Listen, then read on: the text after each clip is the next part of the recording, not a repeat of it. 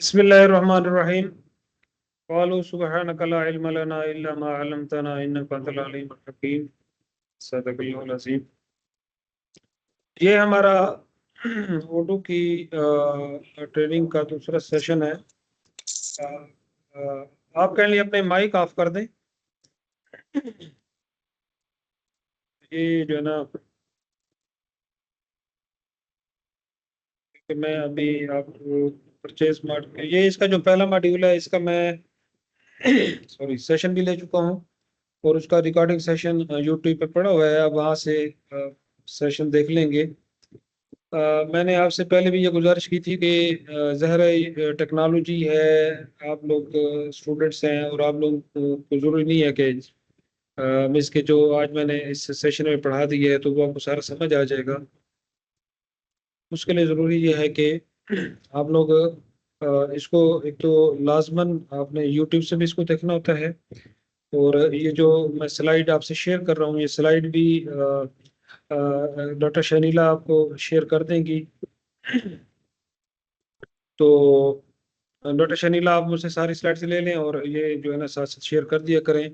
Slide भी share हम आपको कर देंगे और इसके अलावा हम आपको इसकी जो डॉक्यूमेंटेशन है वो पढ़ना बहुत ज़रूरी है और इसकी फिर अच्छा इसकी जो लैब है परचेज की वो मैं ऑलरेडी यूट्यूब पे शेयर कर चुका हूँ। तो आज हम कोशिश करेंगे, हम दो सेशन करेंगे। एक हम ये जो कंसेप्चुअल है इसको हम करेंगे, जो थियोरेटिकल सेशन है ये हम कर लेंगे, फिर हम 5-10 मिनट की ब्रेक लेके फिर मैं आपको इसकी प्रैक्टिकल भी कराने की कोशिश करूंगा। तो प्रैक्टिकल मैं आपको वैसे करा भी दूंगा आज इंशाल्लाह और दूसरा इसकी ऑलरेडी वीडियो चूंकि मौजूद है यूट्यूब पे तो वहां से भी देख के आप इसको फॉलो कर सकते हैं। तो ये हमारे पास प्रोक्योरमेंट एंड परचेज। जब भी आप इंडस्ट्री में काम करते हैं, किसी ऑर्गेनाइजेशन में काम करते हैं, अब आप एजुकेशन इंस्टीट्यूट के स्टूडेंट्स मौजूद हैं, इसके अलावा आशा तायर भी हमारे साथ मौजूद है। इनके इनके बाबा जो है ये इनकी हार्डवेयर की शॉप है और इसके अलावा और भी स्टूडेंट्स हमारे पास मौजूद हो सकते हैं। तो हर कोई अगर श्याम इसमें मौजूद है तो वो ऑप्टिक्स के बिजनेस में है। तो अब डिफरेंट लोग बिजनेस कर रहे होते हैं तो उसमें जो हर बिजनेस में और डेली लाइफ में भी हम लोग जो है ना हमारा ये जो परचेजिंग का जो काम है, प्रोडक्ट परचेजिंग का, ये डेली लाइफ में हम लोग इसको कर रहे होते हैं। फॉर एग्जांपल आपका सपोज आप रोजाना जो है ना खुद भी परचेजिंग करते हैं बाजार में जाके या ऑनलाइन परचेजिंग करते हैं। आप किसी ऑनलाइन वेबसाइट पे जाते हैं, एप्लीकेशन पे जाते हैं, वहाँ पे आप जाके कोई प्रोडक्ट है, कपड़े हैं या शूज़ हैं या मोबाइल है या मोबाइल एक्सेसरीज है या कोई केबल है या कोई कॉस्मेटिक्स है या गारमेंट्स है, कुछ भी है, आप प्रोडक्ट वहाँ जाके पहले देखते हैं। उस प्रोडक्ट को आप सिलेक्ट करते हैं, सिलेक्ट करने के बाद आपको वो कहता है कार्ट में ले जाता है, वहाँ पे जाके आप उसको शिपिंग एड्रेस भी देते हैं अपना, बिलिंग एड्रेस भी डालते हैं और उसके बाद आप अपने कार्ड की डिटेल डालते हैं, पेमेंट हो जाती है। उसके बाद आपको मैसेज आ जाता है कि आपकी प्रोडक्ट फलां उसका रेफरेंस नंबर है तो ये आपको फलां कोरियर के जरिए ये आ रही है और फलां दिन ये आपके पास पहुंच जाएगी। तो वो जो ही ऑर्डर आपका मतलब परचेज ऑर्डर कंप्लीट होता है तो वो प्रोडक्ट वहां से आपके एड्रेस पे कोरियर कर दी जाती है, डिलीवरी के लिए भेज दी जाती है। तो ये डेली लाइफ में हम चीजें कर रहे होते हैं, यही परचेजिंग इसी को हम कहते हैं। प्रोक्योरमेंट इन्वॉल्व होती है परचेजिंग के साथ। प्रोक्योरमेंट बेसिकली एक इसको हम कह सकते हैं कि एक वसी मानों में आप इसको लेंगे। प्रोक्योरमेंट एक पूरा प्रोसेस है, इसको हम डिस्कस भी करेंगे। मैं आपको समझाने के लिए सिर्फ अभी सिंपल कॉन्सेप्ट देने की कोशिश कर रहा हूँ सिंपल वे में। तो लेकिन जब हम किसी बिजनेस में परचेजिंग करते हैं ना, तो बिजनेस में जो ये जो मैंने अभी एग्जांपल दी थी आपको वो थी हम पर्सनल लेवल पे परचेजिंग करते हैं। उसमें हमने पैसे अपने लगाने हैं, अपना कार्ड डालना है, अपनी मर्जी, हमने अपनी चॉइस करनी है, अपनी पसंद की चीज हमने लेनी है, हम किसी को आंसरेबल नहीं है। लेकिन जब हम बिजनेस में आते हैं, चाहे वो बिजनेस एक छोटी सी दुकान हो, एक छोटी सी शॉप हो, टक शॉप हो, या इवन के सपोज कोई छोटी सी एंटिटी बिजनेस हो, छोटी सी लैब हो, छोटा सा क्लिनिक हो, हॉस्पिटल हो या इंस्टीट्यूशन हो, कोई भी बिजनेस एंटिटी जब परचेसिंग करती है तो वो पहले प्रोक्योरमेंट का प्रोसेस पूरा करती है। क्यों? बिजनेस में बिजनेस में हम लोग जो है ना एक्चुअली एक तो बिजनेस में टैक्स इन्वॉल्व होता है। बिजनेस में जब भी हम कोई प्रोडक्ट परचेज करते हैं उसमें टैक्स इन्वॉल्व होता है, और उस टैक्स प्रोडक्ट पे हमें टैक्स, या तो हमने टैक्स पे करना होता है गवर्नमेंट को, या फिर जिस ऑर्गेनाइजेशन से हम परचेज कर रहे हैं उसने टैक्स पे करना होता है। एक बहुत बड़ा फैक्टर टैक्स का होता है। दूसरा, बिजनेस के लिए जब हम कोई प्रोडक्ट खरीदते हैं तो उसके लिए जरूरी ये होता है कि हम उस प्रोडक्ट को एक जगह से हम उसको तो कम से कम 3-4 डिफरेंट वेंडर्स जो होते हैं, सप्लायर होते हैं, जो हमें चीज़ बेचने वाले होते हैं, हम उसको असेसमेंट करते हैं, हम उसकी इवेल्युएशन करते हैं। हम देखते हैं कि ये जो सेम प्रोडक्ट है, हम कोशिश ये करते हैं कि हमें एक प्रोडक्ट इन टाइम मिल जाए। दूसरा, हम कोशिश ये करते हैं कि हमें एक प्रोडक्ट सस्ती मिल जाए। ज़ाहिर है हमने पैसे बचाने होते हैं, हमने टैक्स भी कम देना चाहते हैं कि कम हमें, अगर कॉस्ट कम होगी तो टैक्स भी कम होगा। तो ये एक चीज़ है जिसको हम, इस प्रोसेस को हम लाज़मन करते हैं। बिजनेस में ज़ाहिर है अगर सपोज 2 पार्टनर हैं, तो एक पार्टनर चला रहा है, दूसरा पार्टनर स्लिमिंग पार्टनर है, वो इन्वॉल्व नहीं है बिजनेस में, लेकिन जब आप कोई प्रोडक्ट खरीदेंगे तो आप उस पार्टनर से ज़रूर मशवरा करेंगे। पार्टनर से जब आप बात करेंगे वो कहेगा चले यार आप मुझे बताएँ, आप फलाँ बंदे से क्यों खरीदना चाह रहे हैं? तो आप क्या करेंगे? उसे कहेंगे यार देखो ये 3 कोटेशंस आई थी, ये 3 डिफरेंट लोग हैं, तो इन 3 कोटेशन में से ये कोटेशन ज़रा बेहतर लग रही है, तो वो भी कहेगा हाँ ये ठीक है, इसको खरीद लें। मैंने कहा इसमें पार्टनर होता है, या इसमें आपके बोर्ड ऑफ डायरेक्टर होता है, आपकी मैनेजमेंट होती है, इसमें एक ऊपर आपकी बॉडी होती है। तो उससे अप्रूवल लेना बहुत ज़रूरी होता है, उन्हें इस बात पे कायल करना ज़रूरी होता है कि एक पहली तो है कि प्रोडक्ट लेनी क्यों है? हम प्रोडक्ट क्यों लें? मतलब हमें उसकी ज़रूरत क्या है? क्या उसके बगैर हमारा काम नहीं चल सकता? पहले तो ये चीज़ होती है कि नीड है भी सही है, नहीं है।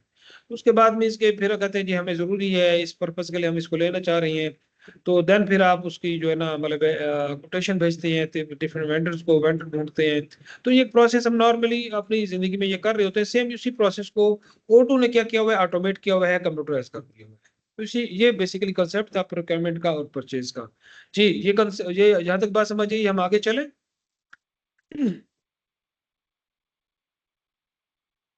जी, आपकी जो सीआर हैं, वो मुझे रिस्पॉन्ड करेंगी।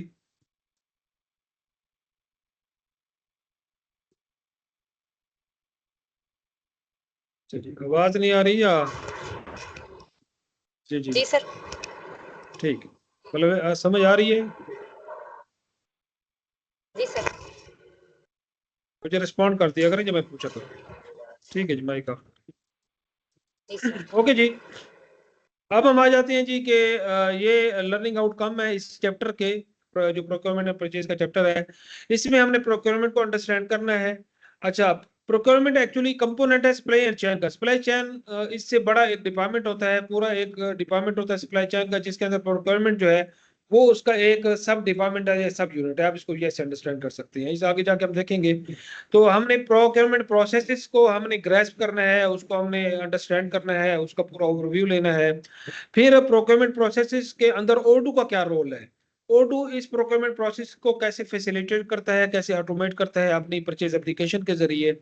और फिर हमने जो O2 की परचेज एप्लीकेशन है, प्रोक्योरमेंट और परचेज प्रोसेस को जो ऑटोमेट कर रही है, उसके अंदर हम लोगों ने अपनी जो है ना स्किल जो है ना, उसको यूज़ करना हमें आना चाहिए, उसको हमने लर्न करना है, उसको सीखना है, और हमने उसको इस्तेमाल करना है, ताकि हमारा ये जो प्रोक्योरमेंट और परचेज का जो प्रोसेस है, ये ऑटोमेट हो जाए और इस एफिशिएंट हो जाए, और हमारे बिज़नेस में हमें इसका बेनिफिट हो।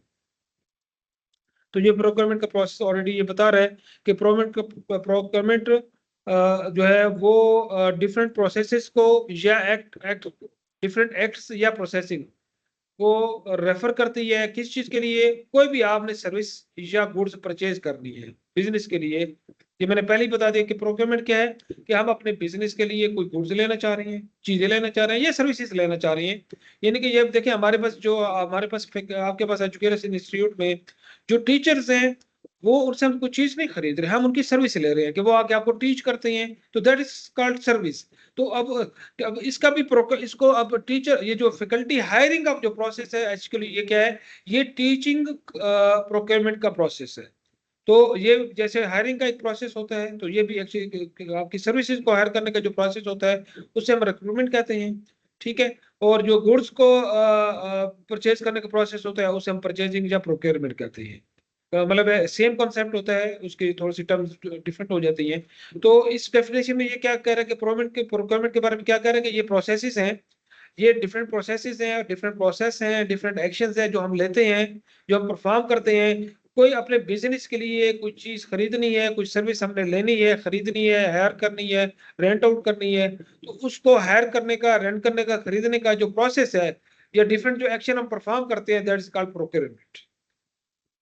उसके बाद ये प्रोक्योरमेंट का स्टेप्स बता रहा है कि प्रोक्योरमेंट के अंदर डिफरेंट स्टेप्स क्या होते हैं और इस तरह परचेजिंग के अंदर डिफरेंट स्टेप्स क्या होते हैं। अब देखें, प्रोक्योरमेंट में पहला स्टेप है आइडेंटिफाई अ नीड। मैंने पहले आपसे अभी जिक्र किया था जब मैं डिस्कस कर रहा था कि हमने कोई चीज, क्या हम जब हम ज़ाहिर है किसी चीज की जरूरत होती है तो हम वो चीज खरीदते हैं।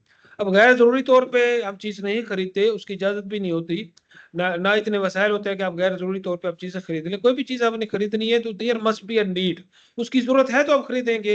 यानी अब हमारे पास सपोज हमें हमने पंखे खरीदे, हमारे पास 10 कमरे, हमने 10 पंखे खरीदने हैं, तो हम 11 पंखे तो नहीं खरीदेंगे ना, फिर 11 पंखों की जरूरत ही नहीं, हमें तो 10 पंखों की जरूरत है। तो इसी के से अब आपने सपोज आपके पास, आपको लैपटॉप की जरूरत है, आपने एक लैपटॉप खरीदना है, या हमने फैकल्टी, हमारे पास फैकल्टी में सपोज 12 फैकल्टी मेंबर्स हैं, हमने 12 लैपटॉप खरीदने हैं। हमने फैकल्टी के लिए लैपटॉप खरीदने हैं तो हम 12 खरीदेंगे, हम 13 तो नहीं खरीदेंगे ना। पहली एक तो क्वांटिटी, दूसरा क्या हमें लैपटॉप खरीदना जरूरी है, क्या लैपटॉप के बगैर गुजारा नहीं होता, या क्या लैपटॉप लैपटॉप आता है जी 1 लाख रुपया, क्या क्या उसका कोई अल्टरनेट है? यस, उसका अल्टरनेट कंप्यूटर मशीन है जी, वो 25,000 पे आ जाती है। ठीक है जी, क्या कंप्यूटर मशीन जरूरी है? उसका अल्टरनेट क्या है जी? हाँ, उसका अल्टरनेट एक टैब पे भी काम चल जाता है अगर सपोज, तो ठीक है जी, टैब जो है ना 15,000 का आता है। तो ये एक्चुअली नीड आइडेंटिफाई करना, नीड को डिफाइन करना, और मिनिमम प्राइस में आप अपनी नीड को पूरा करने की कोशिश करते हैं। तो ये प्रोक्योरमेंट का सबसे पहला जो स्टेप होता है वो होता है नीड आइडेंटिफाई करना, कि क्या आपको अपने बिजनेस के लिए किसी चीज की या किसी सर्विस की जरूरत है तो आप करेंगे, अगर नहीं है तो आप नहीं करेंगे। अच्छा, जब आपने कहा जी ठीक है जी, हम सपोज एग्जांपल लेते हैं जी, हमारे पास एलईडी लेनी है जी, हमने हमने आपका एक मीटिंग हॉल बनाना है, आपने इंस्टीट्यूट में, उसके लिए आपको एक एलईडी चाहिए। अब एलईडी पहले तो आपने डिफाइन करनी है कि एलईडी हमें जरूरत क्यों है। जी, हमें ट्रेनिंग के लिए जरूरत है, प्रोजेक्टर खराब हो जाते हैं, मेंटेनेंस का इशू होता है, और हमें वैसे भी एक एक्स्ट्रा, एक हमारे मीटिंग हॉल में हमारे पास प्रोजेक्टर भी नहीं है, एलईडी कोई भी चीज नहीं है, तो हम प्रोजेक्टर की बजाय या एलईडी लेंगे या प्रोजेक्टर लेंगे। तो प्रोजेक्टर शॉर्ट टर्म चलता है, एलईडी लॉन्ग टर्म चलती है, तो एलईडी लेंगे। फिर एलईडी 100 इंच की लेनी है, 75 इंच की लेनी है, ये नीड में आएगा, आइडेंटिफाई नीड में आएगा। ओके जी, हमने 72 इंच की एलईडी लेनी है, ये डिसाइड हो गया। अब वो जो एलईडी आपने खरीदनी है, तो उसको आपने इसके एलईडी, अब हमने क्या करना है, आपने उसके जो सप्लायर है उनको रिसर्च करना है। उसको जो उसके जो सोर्स सप्लायर होते हैं, यानी कि जो उसको प्रोवाइड करने वाले सप्लायर हैं, आपने उसको रिसर्च करना है इंटरनेट पे, गूगल पे। आप देखेंगे जी हमारी सिटी में, या अगर सपोज शक्कर में एलईडी देने वाले नहीं है, तो उसके बाद आप क्या करेंगे, ठीक है जी शक्कर में नहीं है, अगर हम शक्कर से बाहर हमने जाना है, तो फिर आप कहाँ से परचेज करेंगे? आप कहेंगे ठीक है जी, कराची में चेक कर लें और लाहौर में चेक कर लें, फिर दो बड़े शहर हैं, या आपके करीब शक्कर करीब मुल्तान भी है, वहां से चेक कर लें। आपने वहां पे क्या है, आपने मतलब आपने हायर का लेना है, या आपने डिसाइड किया जी हमने हायर का एलईडी लेना है, या आपने एलजी का एलईडी डिसाइड किया, आपने किसी भी कंपनी का एलईडी आपने डिसाइड कर लिया, तो आप उस कंपनी की वेबसाइट पे जाके उनके जितने भी डिस्ट्रीब्यूटर्स होंगे, सप्लायर होंगे आपके एरिया में, रीजन में, आप उनको फाइंड आउट करेंगे। अच्छा, इसमें यह भी हो सकता है कि आप ऐसी प्रोडक्ट खरीद रहे हैं, आप कोई ऐसी मशीन खरीद रहे हैं जो पूरे पाकिस्तान में नहीं है, तो फिर आप उस मशीन को इंटरनेट पे खरीदेंगे और आप देखेंगे जी वो मशीन जापान में है, चाइना में है, यूएसए में है, जर्मनी में है, तो मलेशिया में है, वहां पे या इंडिया में है, दुबई में है, तो वहां से आप इसको सप्लाई, तो मीन्स कि आपने अपनी जो प्रोडक्ट आपने खरीदनी है, आप उसके सप्लायर को रिसर्च करेंगे।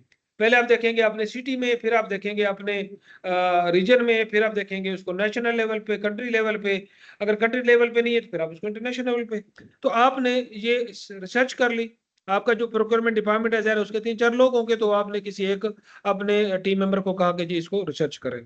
अच्छा, रिसर्च करने के बाद को टीम मेंबर क्या करेगा, वो उन सप्लायर लिस्ट की एक सप्लायर लिस्ट क्रिएट कर देगा, सप्लायर की एक लिस्ट बना देगा। ये ओडू के अंदर हमारे पास वेंडर्स के नाम से एक एप्लीकेशन है, मतलब एक आइटम है जिसके अंदर जाके हम वेंडर्स का पूरा डेटा जो है ना क्रिएट कर देते हैं, जिसके अंदर सारी इंफॉर्मेशन डाल देती है।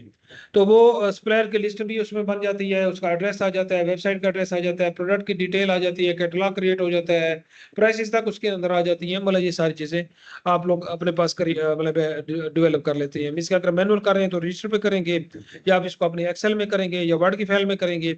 ठीक है, और अगर O2 यूज कर रहे हैं तो आप O2 के अंदर इसको करेंगे। अच्छा जी, अब सप्लायर लिस्ट आपके पास बन गई, तो आप क्या करेंगे, आप तमाम सप्लायर्स को एक रिक्वेस्ट फॉर कोटेशन भेजेंगे। आप सबको कोटेशन भेजेंगे, रिक्वेस्ट भेजेंगे, कोटेशन भेजेंगे उन्हें। उन्हें कहेंगे जी ये प्रोडक्ट है, हमें इतनी क्वांटिटी में फलां डेट तक हमें चाहिए। मतलब आपके पास 5 सप्लायर है, मतलब आपकी कंपनी की पॉलिसी है इंस्टीट्यूशन की कि आपने जब भी कोई प्रोडक्ट परचेज़ करनी है तो कम से कम आप 3 कोटेशंस आपके पास होने चाहिए, 3 सप्लायर की कोटेशन होनी चाहिए। तो आप 3 को, 4 को या 5 को आप क्या करेंगे, कोटेशंस भेज देंगे। जैसे हम आप आपके पास जो फ़याज़ है वो यही काम करता है, परचेज़िंग का जो काम होता है एजुकेशन एजुकेशन इंस्टीट्यूट का। और मशहूर साहब फ़याज़ को देख रहे होते हैं, फ़याज़ क्या करता है, वो प्रोडक्ट उसे बताई जाती है, वो मार्केट में जाता है और 4-5 लोगों से कोटेशन लेके आ जाता है। उस कोटेशन को देख के फिर डिसाइड किया जाता है जी कि इसको कौन-सी मतलब वो हमने चीज़ खरीदनी है, किससे खरीदनी है। अच्छा जी, उसके बाद आपके पास आरएफक्यू आपने भेज दी।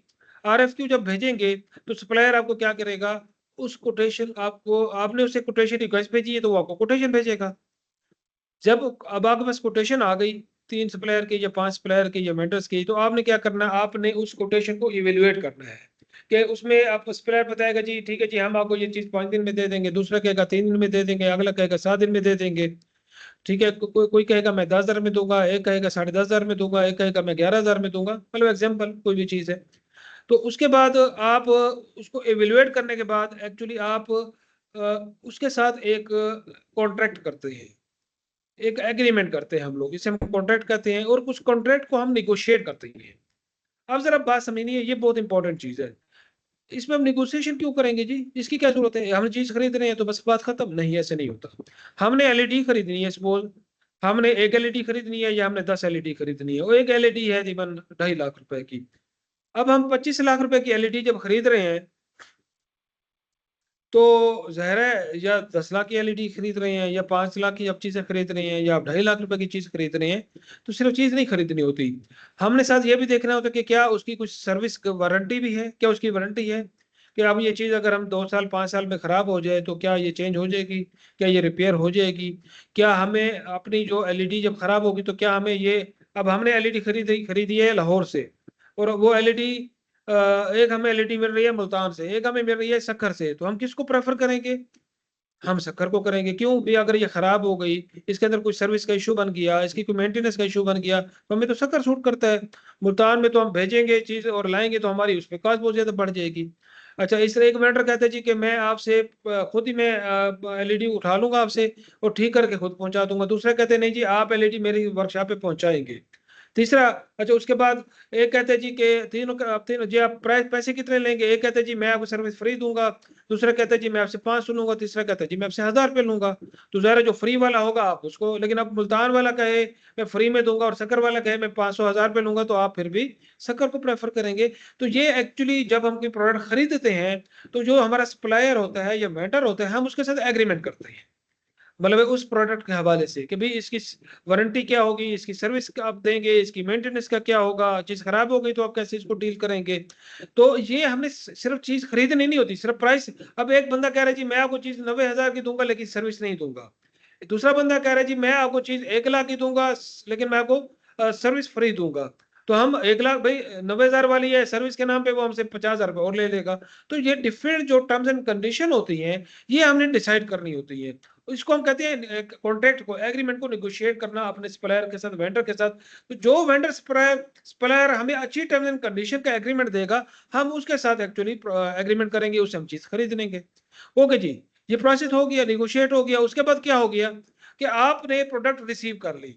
एक्चुअली यहाँ अब नेगोशिएट प्रोडक्ट के दरमियान में परचेज़ डिपार्टमेंट और अकाउंट्स डिपार्टमेंट का काम शुरू हो जाता है, ठीक है? लेकिन प्रोक्योरमेंट के अंदर ये प्रोसेस है। अब वो होके अब अच्छा करना क्या है, अब आपने मतलब पेमेंट कर दी है, प्रोडक्ट आ गई है। अब आपने प्रोडक्ट रिसीव कर लिया है या आपने सर्विस, ये जो हम जॉइनिंग लेटर देते हैं, आप लोग के इंस्टीट्यूशन के अंदर जॉइनिंग लेटर होता है फैकल्टी का, ये क्या होता है? हमने प्रोक्योरमेंट प्रोसेस किया, उसके बाद हमने उसकी जॉइनिंग करी, ठीक है जी, फलाँ टीचर सिलेक्ट हुआ था इंटरव्यू प्रोसेस में, तो उसने हमें फलाँ डेट को उसने जॉइनिंग दे दी है, तो वो एक्चुअली क्या है, जॉइनिंग से मुराद क्या है कि हमने उसको उसकी सर्विस को हमने रिसीव कर लिया है।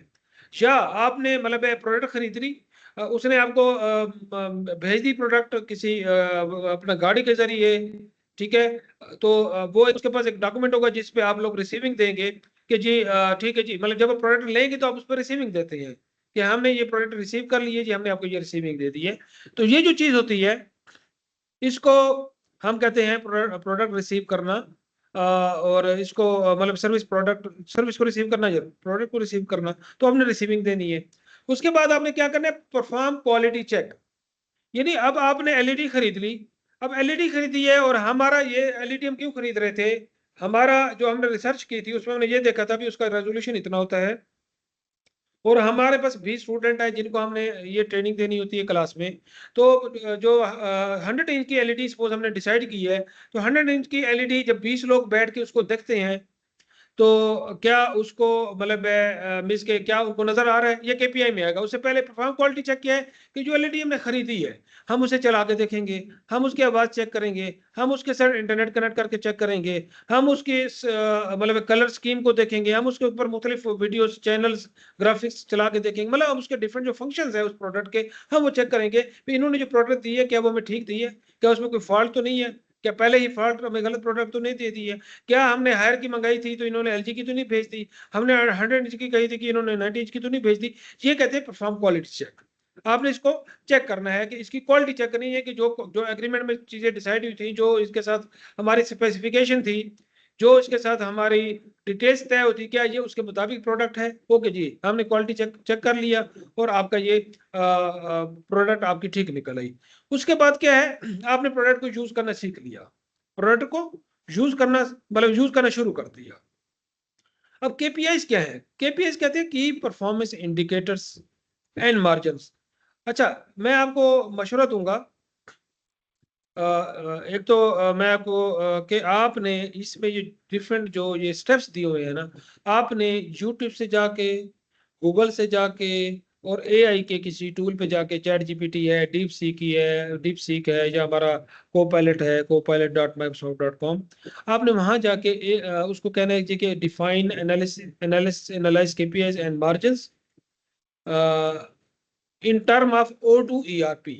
ठीक है, मतलब कि उसको ये पता हो कि आप ओ टू ईआरपी के हवाले से पूछ रहे हैं, कि वो ये ना कि वो किसी और हवाले से केपीएस को डिफाइन करना शुरू कर दे।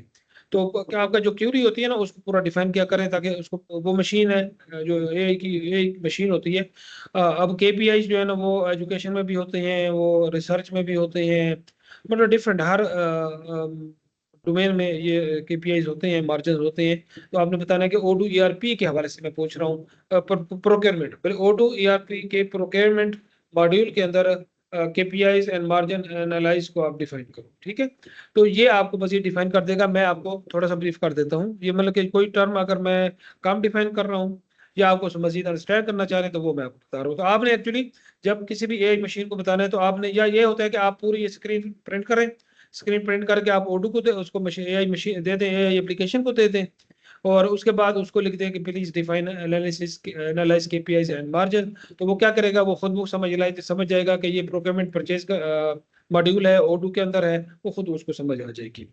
अच्छा जी, अब केपीआईज क्या है, की परफॉर्मेंस इंडिकेटर। की परफॉर्मेंस इंडिकेटर का मतलब ये होता है कि हमने किसी को हायर किया, मैं आपको दो तीन एग्जांपल दूंगा, एक एलईडी की दूंगा, एक सर्विस की दूंगा, एक प्रोडक्ट की दूंगा, एक सर्विस। अब हायर किया हमने एक फैकल्टी मेंबर को, और हमने उसको हायर इसलिए किया, या हमने एक हायर किया एडमिशन ऑफिसर को, और हमारा ये था भी ये जो एडमिशन ऑफिसर है ये इसकी हायरिंग हुई है, इसका एक्सपीरियंस है, और मतलब इसने पहले काम भी किया हुआ है, तो ये हमें 100 एडमिशन करके देगा। उसके जिम्मे ये काम है कि वो मार्केटिंग भी करेगा, वो सेल्स डील भी करेगा, वो पेरेंट्स के साथ मीटिंग करेगा, स्टूडेंट्स के साथ मीटिंग करेगा, वो सब कुछ करेगा, जो उसे फैसिलिटेशन चाहिए, ऑफिस चाहिए, सब करेंगे। वो हमें 100 एडमिशन करके देगा, या हमें 10 एडमिशन करेगा, या हमारी 10 प्रोडक्ट सेल करेगा। ठीक है जी, 10 प्रोग्राम सेल करेगा। तो ये है की परफॉर्मेंस, मतलब केपीआई। अब वो मतलब रिक्रूटमेंट, वो एडमिशन ऑफिसर है, वो उसका काम एडमिशन करना, हमारा काम है उसको फैसिलिटेट करना। टारगेट हमने क्या किया, अभी आपका की परफॉर्मेंस इंडिकेटर ये है कि इस सेमेस्टर में आपने हमें 100 या 50 या 10 एडमिशन करके देनी, ये केपीआई है। ठीक है जी। अब बात यह है कि एक महीने के अंदर वो एक भी एडमिशन नहीं करता, तो इसका मतलब है कि जो हमारा की परफॉर्मेंस इंडिकेटर है वो मीट नहीं हुआ। हम जब केपीआईज हमने उसको चेक किया, जो की परफॉर्मेंस इंडिकेटर डिफाइन किए थे हमने, या एक टीचर है, उसका ये था भी उस टीचर ने 4 सब्जेक्ट पढ़ाने हैं, 4 सब्जेक्ट्स की तैयारी करानी है, उसने उसका कंसर्ट भी पढ़ाना है, उसके क्विज भी करवाने हैं, उसके लैब्स भी करवानी है, और उसके बाद उसके पास 4 महीने का टाइम है। उसके अंदर उसने क्या ये सारा काम परफॉर्म किया, और उसकी बुनियाद पे क्या स्टूडेंट्स की अटेंडेंस भी ठीक आ रही थी, स्टूडेंट भी सारे आ रहे थे। स्टूडेंट्स का एग्जाम हुआ तो स्टूडेंट फेल हो गए। तो इसका मतलब ये हुआ कि केपीआई फेल हो गया, की परफॉर्मेंस इंडिकेटर मीट नहीं हुआ। तो ये डिफरेंट केपीआई मीन्स के जो टारगेट में से जिस पर्पस के लिए आप जो प्रोडक्ट खरीद रही हैं, या जिस पर्पस के लिए आप जो सर्विस हायर कर रही हैं, इसको हम कहते हैं केपीआईस। क्या वो पर्पस पूरा हो रहा है? अगर वो पर्पस पूरा नहीं हो रहा है, तो इसका मतलब ये है कि आपका केपीआई फेल हो गया। तो उसके बाद, तो इसलिए इसको अब हमने जो एलईडी खरीदी है, अब मैं इसका एग्जांपल दूंगा। अब आपने एलईडी खरीदी, एलईडी का मकसद क्या था कि हमारे जो 20 लोग हैं उनको जो है ना, ये इन्होंने इसको देखना है, और यहाँ से वीडियोस देखनी है, और ट्रेनिंग लेनी है, अंडरस्टैंड करना है। बाद में हमें पता चला कि जी 20 लोग जो है ना, उसमें से जो 15 लोग हैं उनको तो नजर सही आ रही है स्क्रीन, लेकिन बाकी लोगों को नजर नहीं आ रही। ठीक है, वो कहते हैं जी हमें आवाज नहीं आती, कोई कहता है जी हमें उसकी स्क्रीन सही नजर नहीं आती, किसी को फोन नजर नहीं आता। तो हमने फिर उसको क्या करना है कि हमने इसका मतलब है कि हमारी केपीआई पे ये फेल हो गई, तो अगली दफा हम क्या करेंगे, हम 100 की बजाय 150 इंच की स्क्रीन परचेस करेंगे, या हम इसको रिप्लेस करवाएंगे। तो ये या हमने इस मतलब जिस पर्पस के लिए भी जो प्रोडक्ट खरीद रही है, तो उस पर्पस को डिफाइन पहले करते हैं, उसके केपीआई डिफाइन करते हैं, और उसको फिर हम अंडरस्टैंड करते हैं। तो मार्जिन भी यही होता है कि मार्जिन को थोड़ा सा मैं डिफाइन करता हूँ। प्रोक्योरमेंट में margin in term of profit use होता है। इसके हमने एलईडी खरीदी, और उसके बाद हमने उस पे हमने ट्रेनिंग दी, और उसके बाद क्या हमें उसका कुछ बेनिफिट हुआ। यानी कि अगर हम एक चीज खरीद रहे हैं 2.5 लाख की, तो क्या हमें उससे 25 लाख का बेनिफिट हो रहा है, या हमें उससे 15 लाख का बेनिफिट हो रहा है? अब हमने 2.5 लाख की चीज खरीदी है, और बेनिफिट हमें 2.5 लाख का भी नहीं हो रहा है, तो इसका मतलब है यहाँ पे हमारा मार्जिन हमने ठीक से फिक्स नहीं किया। तो ये चीज भी आपको अंडरस्टैंड करनी होती है। ये बिजनेस मार्जिन का एक और भी concept business point of view से आगे जाके मैं दूंगा, इसी के अंदर है, बल्कि वो मैं आपको चल बताऊंगा कि जब हम प्रोक्योरमेंट डायरेक्ट करते हैं, इनडायरेक्ट करते हैं, तो वहां पे इसको मजीद डिफाइन करूंगा। इसके एक और एस्पेक्ट है मार्जिन का, वहां पे मैं बताऊंगा। उसके बाद है जी बिल्ड सप्लायर रिलेशनशिप। अब बात ये है, ये आपके केपीआईज भी मीट हो रहे हैं, आपने क्वालिटी चेक की, प्रोडक्ट आपकी ठीक निकल आई, और जो एग्रीमेंट था, वो जो आपका सप्लायर है, डिस्ट्रीब्यूटर है, या जो आपका वेंडर है, वो एग्रीमेंट को वो 1 साल आप उसके साथ काम किया, 1 साल के अंदर उसने सर्विस भी आपको ठीक दी है, उसने प्रोडक्ट भी ठीक दी है, तो आपको उसके साथ एक अच्छा रिलेशनशिप बन जाएगा। तो आप क्या करेंगे, आप नेक्स्ट टाइम भी प्रोडक्ट जब खरीदेंगे तो आप उसको प्रायोरिटी देंगे। तो इसको कहते हैं बिल्ड सप्लायर रिलेशनशिप, कि हमारा सप्लायर रिलेशनशिप बिल्ड हो गया है, अब उस वेंडर के साथ हमारा ताल्लुक बन गया है, तो आइंदा भी हम उसके साथ काम करना पसंद करेंगे। तो इसको कहते हैं supplier build relationship, supplier relationship को बिल्ड करना। जी, अब यहाँ तक प्रोक्योरमेंट का जो डिफरेंट स्टेप्स थे, ये आप लोगों को समझ आ गई है? जी। जी सर। जी, स्टूडेंट्स में से मुझे कोई बताएगा जरा। आयशा ताहिर, आप मुझे बताएं, आपको समझ आई है प्रोक्योरमेंट की? Yes sir. कोई क्वेश्चन है इसमें? नो सर, कुछ थोड़ा सा जो ओके। सा है वो वीडियोस दोबारा देखूंगी तो फिर क्लियर हो जाएगा। हाँ, वीडियो दोबारा देखना बहुत जरूरी है, मेरी वीडियो भी जरूर देखें, और ऑडियो की वीडियोस भी देखें, जो ऑडियो के ट्यूटोरियल पड़े हुए हैं, और इसके अलावा इसकी डॉक्यूमेंटेशन जरूर पढ़ा करें, डॉक्यूमेंटेशन पढ़ें। अच्छा, डॉक्यूमेंटेशन जब आप पढ़ेंगे ना, आपको शुरू में समझ नहीं आएगी, क्योंकि डॉक्यूमेंटेशन के अंदर जो इंग्लिश यूज की हुई है, ये जो टर्मिनोलॉजी यूज की हुई है, वो बहुत टेक्निकल है। आप क्या करेंगे कि आप डॉक्यूमेंट में गए, आपने एक दो तीन सेंटेंसेस का पैराग्राफ पढ़ा, आप 2-3 दफा पढ़ा, समझ नहीं आई, आप उसको कॉपी पेस्ट करेंगे, उठा के चैट जीपीटी को कहेंगे कि please get me understand in very simple English, तो मुझे बहुत सिंपल इंग्लिश में अंडरस्टैंड करो, ये बहुत सिंपल वे में अंडरस्टैंड करो। तो वो क्या करेगा, वो उस टेक्निकल चीज को बहुत सिंपल वे में आपको डिफाइन करके दे देगा। तो इस तरीके से आप यकीन करें, आपको तो 1 हफ्ता आपको एक आर्टिकल या एक मतलब टॉपिक आपको डॉक्यूमेंटेशन से इस तरह अंडरस्टैंड करना पड़ेगा, नेक्स्ट टाइम आपको डॉक्यूमेंटेशन से डायरेक्ट समझ आना शुरू हो जाएगी। क्योंकि आपका एक्चुअली मैं आपको चीज बताऊं कि जैसे हम एआई को भी, आप जब आपका शौक होगा, मैं आपसे अभी डिस्कस करूंगा, तो एआई चाहे बच्चा है, किसी बच्चों को आपने सिखाना है, या हमें एआई मॉडल बनाना है, हमने एआई का टूल बनाना है, तो या हमने अपने ब्रेन को ट्रेन करना है, मतलब बच्चे से मुराद है बच्चे का ब्रेन होता है ना, या आपका ब्रेन है, या आपने खुद को ट्रेन करना है किसी चीज के लिए। अच्छा, जब आप किसी चीज के लिए खुद को ट्रेन करते हैं ना, मतलब कुछ चीज़ को सिखाना चाहते हैं तो सबसे पहले क्या होता है कि आप उसको बहुत सिंपल अल्फाज में सिखाते हैं। आसान, स्मॉल, शॉर्ट शॉर्ट, छोटा-छोटा करके सिखाते हैं। तो वो आपका जो माइंड होता है ना वो छोटा उसको एब्ज़ॉर्ब करना शुरू कर देता है, उसको समझना शुरू कर देता है और आपका माइंड ट्रेन होना शुरू हो जाता है। यानी डॉक्यूमेंटेशन मैं भी पढ़ूँ तो मुझे पहले भी शुरू-शुरू में समझ नहीं आती, फिर मैं यही तरीका करता हूँ जो मैंने आपको बताया है। तो मैं अपने माइंड को ट्रेन करता हूँ कि पहले उसको सिंपल समझा, पहले हमने 50 लाइनें समझने के बजाय हमने 5 लाइनें समझा। आज के दिन है जी 5 लाइनें हमने उसे कॉपी की, हमने पेस्ट की, चैट जीपीटी को दी, वहाँ से हमने उसको अंडरस्टैंड किया। अच्छा वहाँ से अंडरस्टैंड के बाद फिर दोबारा आपने पढ़नी है वहाँ से। मतलब चैट जीपीटी से आपने पढ़ लिया, आपको कांसेप्ट समझ आ गया, फिर दोबारा जब आप डॉक्यूमेंटेशन से वही पढ़ेंगे, तो वो तो टर्मिनोलॉजी सेम होगी, तो आपको ये समझ आ जाएगी, वो टर्मिनोलॉजी आपके ज़हन में बैठना शुरू हो जाएगी, आपकी अंडरस्टैंडिंग बिल्ड होना शुरू हो जाएगी। तो आज 5 लाइनें 5 सेंटेंस किए हैं, अगली दफ़ा आप 10 सेंटेंस करें। ये सिर्फ मैं ऑटो की बात नहीं कर रहा, ऑटो डॉक्यूमेंटेशन की बात, कोई भी आपने ट्रेनिंग करनी है, कोई भी आपने सब्जेक्ट पढ़ना है, कोर्स पढ़ना है, उसका ये तरीका है।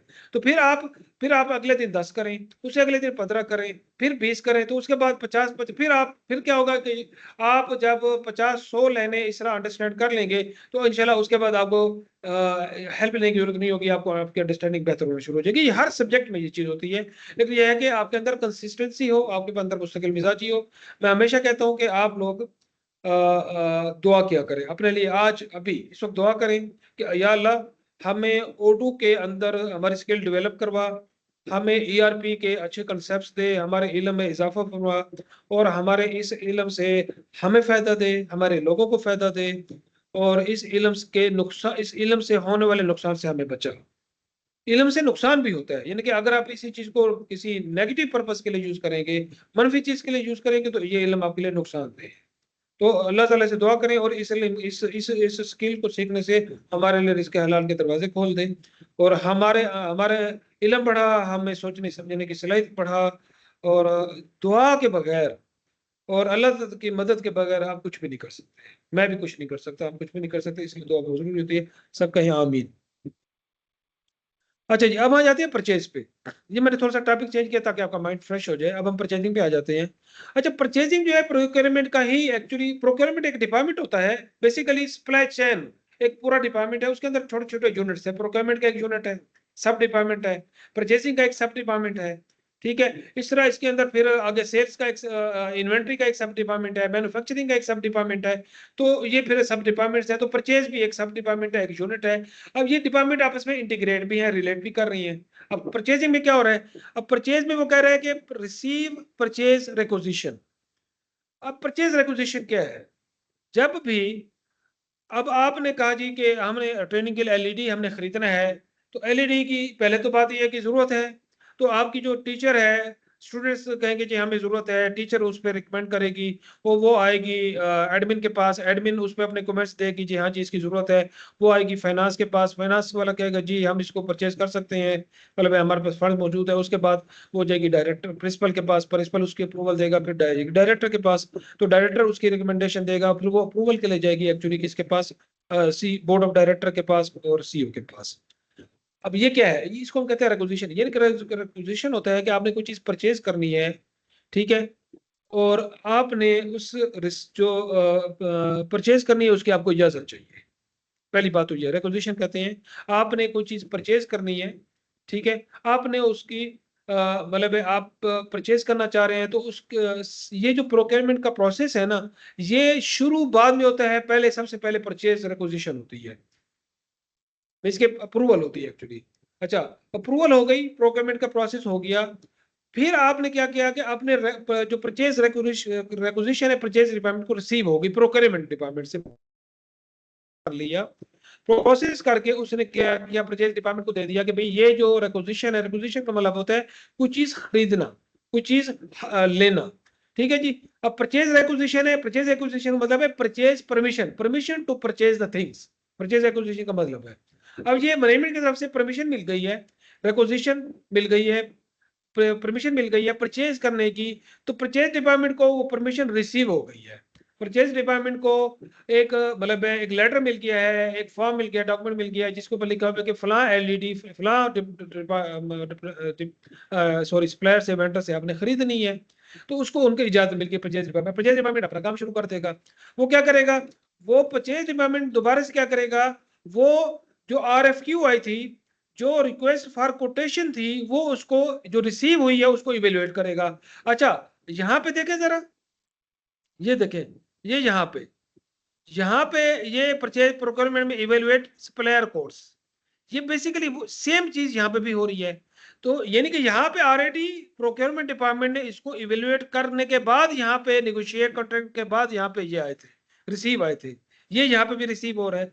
तो यहाँ पे ये जो काम हो रहा है सेम ये चीज एक दफा क्रॉस चेक हो रही है परचेज डिपार्टमेंट में। परचेज डिपार्टमेंट भी क्या करेगा, वो इन दोनों चीजों को चेक करेगा कि भाई जो हमारे पास कोटेशंस आई थी और जो उसके कॉन्ट्रैक्ट्स उसके साथ डिसाइड हुए हैं वो उसको रिव्यू करेगा यहाँ पे एक दफा दोबारा कि क्या ये ठीक है, इसको हम क्रॉस चेक करें। दूसरी तरफ हम इसको इसलिए कर रहे हैं कि अगर प्रोक्योरमेंट डिपार्टमेंट में कहीं पे कोई मिसमैनेजमेंट मिसहैंडलिंग हुई है तो वो यहाँ पे परचेज डिपार्टमेंट वाले कहें भाई ये चीज तो सर फलां जगह से सस्ती मिल रही थी तो इस वेंडर से हम क्यों खरीद रहे हैं। परचेज डिपार्टमेंट प्रोक्योरमेंट को दोबारा लिखेगा, भाई आप एक चीज एक जगह से अच्छी मिल रही थी तो आपने दूसरी जगह से खरीदने को क्यों प्रेफरेंस किया है, इसकी वजह क्या है। अगर मतलब मेरिट पे नहीं है तो ये क्रॉस चेक हो रहा है एक्चुअली, जो हमारे पास कोटेशन नहीं है उसको हम दोबारा से एक दफा देख रहे हैं, ये परचेज डिपार्टमेंट उसको देख रहे हैं। अच्छा, उसके बाद देख लिया, इवेल्युएट कर लिया और अप्रूव हो गए, ठीक है। परचेज डिपार्टमेंट कहता है ठीक है जी ये आपने काम ठीक किया हुआ है, आपने जो रिक्वेस्ट फॉर कोटेशन एक्सेप्ट की है वो ठीक किया, मेरिट पे की है। तो वो क्या करेगा, एक परचेज ऑर्डर क्रिएट कर देगा, वो वेंडर को एक परचेज ऑर्डर भेज देगा, परचेज ऑर्डर क्रिएट करेगा और वो वेंडर को भेज देगा। वेंडर भेजने के बाद वेंडर क्या करेगा, वो चीजें भेजेगा आपको और आप उसको क्या करेंगे, रिसीव कर लेंगे। आप उसको क्या करेंगे, रिसीव करेंगे, रिसीप्ट उसको दे देंगे, ठीक है जी हमने परचेज कर ली। और फिर दोबारा क्वालिटी ये क्वालिटी एनालिसिस ऑफ प्रोडक्ट और सर्विस, जो चीज हम यहाँ पे कर रहे थे सेम वही चीज यहाँ पे दोबारा हो रही है। मतलब कि एक हम आरएफक्यू को इवेल्युएशन और प्रोडक्ट की जो है ना इवेल्युएशन दो दफा हो रही है, प्रोक्योरमेंट में भी हो रही है, परचेजिंग में भी हो रही है, इस बात को अंडरस्टैंड करना है। अच्छा जी, इन्होंने क्वालिटी चेक कर ली है, उसकी असेसमेंट कर ली और वो प्रोडक्ट ठीक निकल आई है, ये सर्विस ठीक हो गई है, प्रोसेस पूरा हो गया है, तो वो क्या करेगा, प्रोसेस पेमेंट टू सप्लायर, वो सप्लायर को पेमेंट करने का प्रोसेस जो है वो इनिशिएट कर देगा परचेज डिपार्टमेंट। वो कहेगा ठीक है जी इसको पेमेंट कर दे। अब यहाँ से अब अच्छा, परचेज डिपार्टमेंट पेमेंट नहीं करेगा, पेमेंट करेगा अकाउंट डिपार्टमेंट। लेकिन यहाँ से क्या करेगा, ये उसका बिल क्रिएट करके ना, परचेज डिपार्टमेंट उसका बिल क्रिएट करके ठीक है जी चीज मिल गई है, चीज ठीक है, इसका बिल क्रिएट कर दिया, परचेज ऑर्डर भी हमने दिया, उस पर सारा प्रोसेस हो गया, उसका बिल क्रिएट कर देगा, ठीक है जी इसका 2.5 लाख रुपए का बिल बनता है, इसको पे कर दे। वो बिल चलेगा अकाउंट डिपार्टमेंट में जाएगा और अकाउंट डिपार्टमेंट क्या करेगा, उस बिल की पेमेंट कर देगा। तो ये बेसिकली प्रोक्योरमेंट और परचेजिंग का पूरा प्रोसेस है जी। अब यहाँ तक बात समझ आ गई आप लोगों को?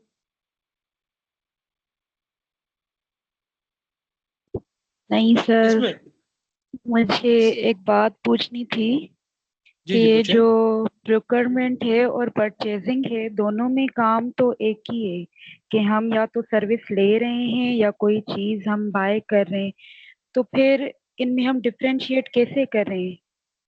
क्योंकि उसमें भी देखिए हम सर्विस ले रहे हैं या चीज ले रहे हैं और परचेजिंग में भी हम वही कर रहे हैं, बस स्टेप मैं गुजारिश चेंज है।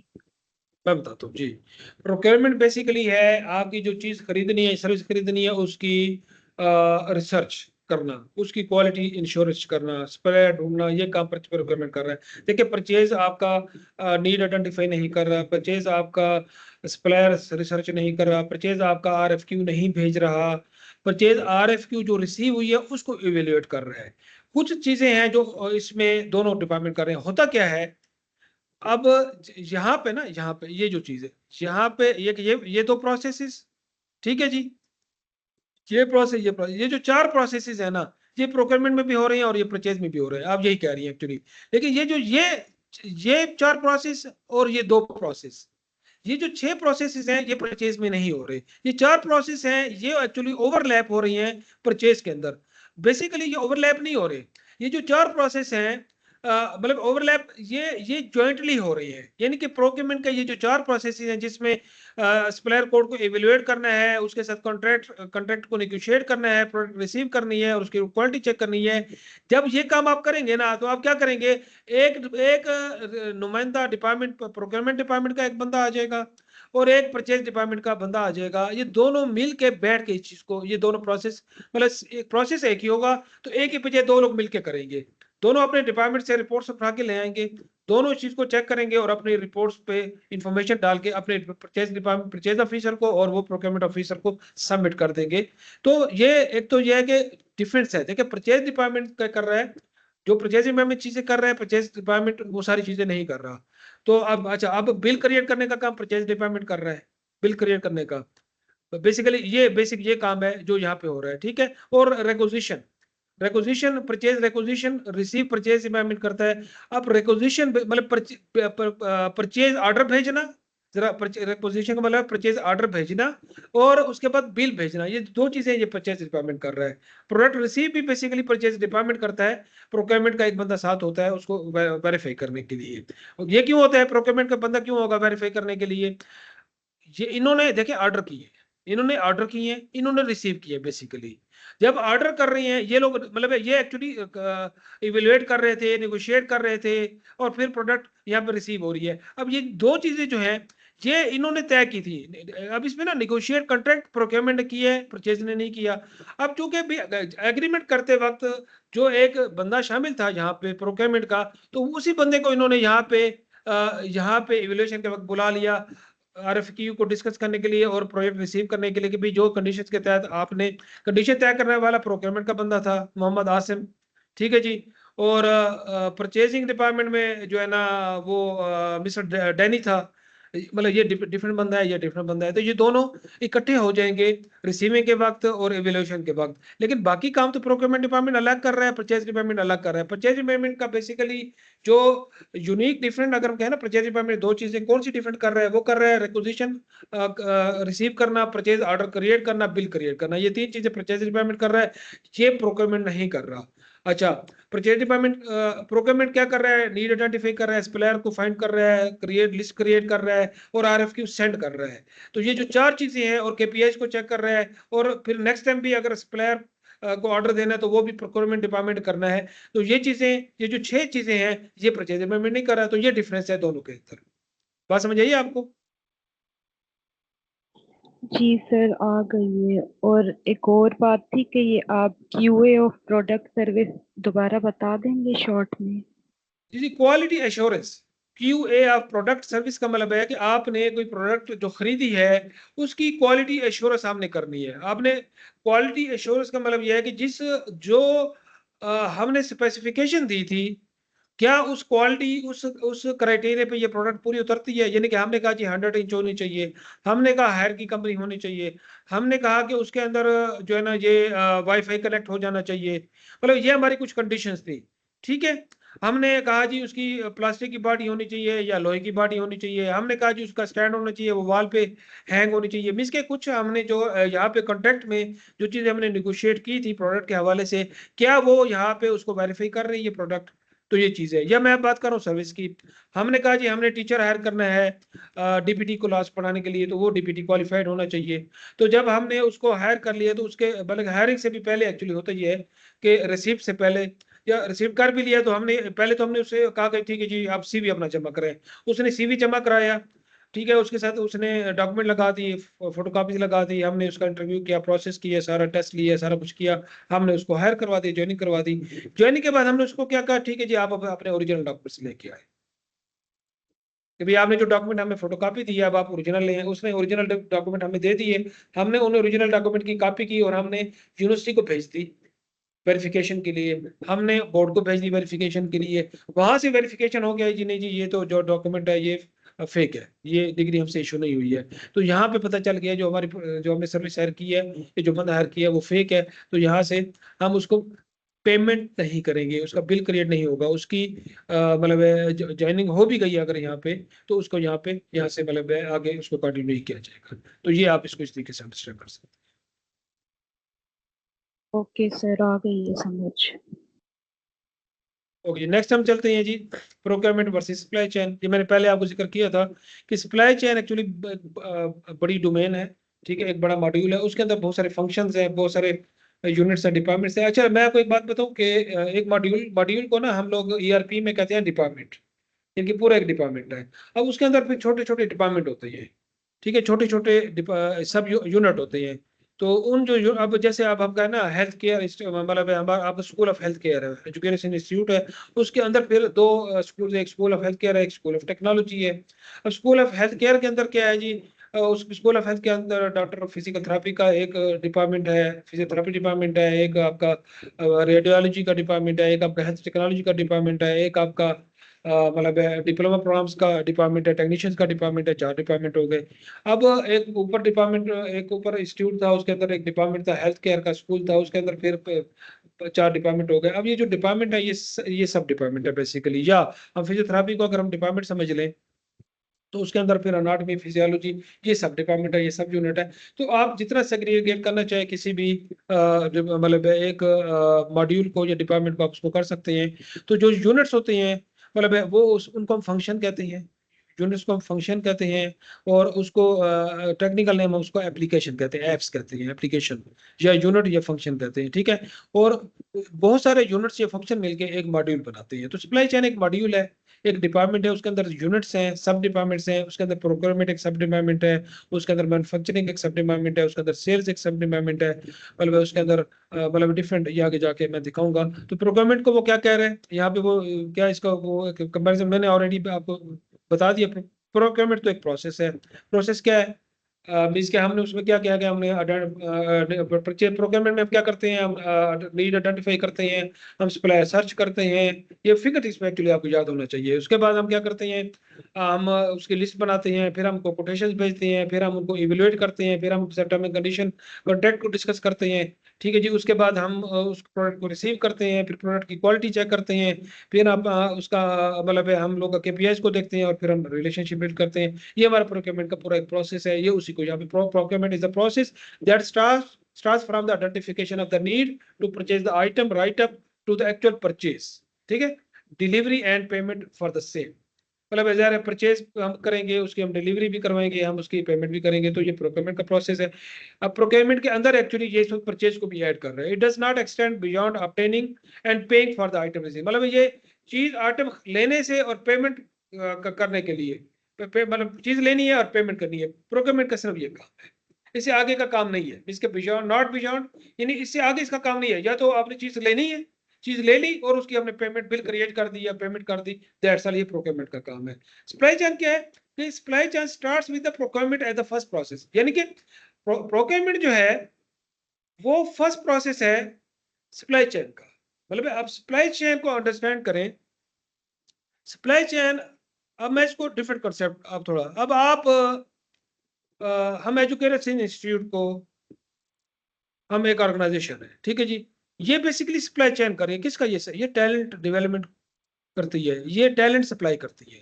बेसिकली एजुकेशनल इंस्टीट्यूशंस क्या करती हैं, ये टैलेंट सप्लाई करते हैं। क्या करते हैं, ये टैलेंट सप्लाई करते हैं, ये ह्यूमन रिसोर्स को डेवलप करके इंडस्ट्री के हवाले कर देते हैं। यानी कि एक बच्चा आया, वो एफएससी था हमारे पास, ठीक है, हमने उसे क्या किया कि हमने उसको 5 साल पढ़ाया, हमने उसको ट्रेनिंग दी, क्लिनिकल ट्रेनिंग दी, लैब्स करवाई, हमने उसकी प्रोफेशनल स्किल्स डेवलप की, हमने उसकी सॉफ्ट स्किल्स डेवलप की, हमने उसकी पर्सनैलिटी ग्रो की, हमने उसे टूल्स सिखाए, हमने उसे इंडस्ट्री से लिंकेज किया, हमने उसे इंडस्ट्री के बारे में गाइड किया। ये सारे प्रोसेस हम 5 साल उसकी ट्रेनिंग करते रहे। 5 साल की ट्रेनिंग के बाद वो एज फिजियोथेरापिस्ट ग्रूम होके, डेवलप होके, मतलब उसने एग्जाम दिया, डिग्री ली, कौन से लाइसेंस लिया, और वो एज फिजियोथेरापिस्ट हमने उसको मार्केट को हैंड ओवर कर दिया। अब मार्केट में डिफरेंट जो कंपनीज हैं, हॉस्पिटल्स हैं, हेल्थ केयर सेक्टर है, उसको मतलब हायर करेगा, उसकी सर्विसेज लेगा, उससे बेनिफिट लेगा। तो हम बेसिकली टैलेंट सप्लायर है। अच्छा, इस तरह आप समझ लीजिए कि आप एक डिस्ट्रीब्यूटर कंपनी है खुद, और आप एलईडीज बेचते हैं, तो आप डिस्ट्रीब्यूटर हैं, या आप खुद बनाते हैं एलईडी, ठीक है, या आप डिस्ट्रीब्यूटर, एक है कि आप खुद मैन्युफैक्चरर हैं, आप खुद बनाते हैं, या आप डिस्ट्रीब्यूटर हैं, यानी आप मैन्युफैक्चरर से खरीद के अपने पास रखते हैं, और उसके बाद आपने अपने अपने अपने कस्टमर को सेल करते हैं। तो आप सप्लाई चेन आपको ऑटोमेटिकली आपको करना पड़ेगा। सप्लाई चेन में क्या होगा कि आपने प्रोडक्ट खरीदी, प्रॉफिट रख के आपने आके उसको दे दी। अब जो मैन्युफैक्चरर है ना, वो एक्चुअली डायरेक्ट सेल नहीं करता। मैन्युफैक्चरर कहता है जी मैं तो बना रहा हूँ, तो मैं डिस्ट्रीब्यूटर को तो चीज बेचूंगा, मैं रिटेलर को नहीं बेचूंगा, मैं कस्टमर को भी नहीं बेचूंगा। पर कस्टमर लेने वाला रिटेलर, जो छोटा दुकानदार है, जो 5, 10, 20 आइटम, 50 आइटम बेचता है, डिस्ट्रीब्यूटर कितने आइटम बेचता है, खरीदता है, 1000 आइटम खरीदता है और 20 आइटम बेचता है। बड़े आइटम है सपोज। अब जो मैन्युफैक्चरर वो कहते हैं जी मैं तो 1000 आइटम बेचूंगा, इससे कम नहीं बेचूंगा। अब मैन्युफैक्चरर है, वो क्या कर रहा है, वो प्रोडक्ट बना के वो क्या कर रहा है, सप्लाई कर रहा है। वो क्या कर रहा है, सप्लाई कर रहा है कि डिस्ट्रीब्यूटर को। डिस्ट्रीब्यूटर किसको सप्लाई कर रहा है, अपने रिटेलर को। रिटेलर किसको सप्लाई कर रहे हैं, अपने कस्टमर को। अब ये हर जगह आपका प्रोक्योरमेंट का प्रोसेस इन्वॉल्व है, यानी कि कस्टमर परचेज एलईडी परचेज करेगा रिटेलर से, तो वो प्रोक्योर करेगा रिटेलर के पास 5 कस्टमर्स मिल गए, उसके पास 20 हो गए, तो वो 20 का प्रोक्योरमेंट वो किससे करेगा, डिस्ट्रीब्यूटर से करेगा।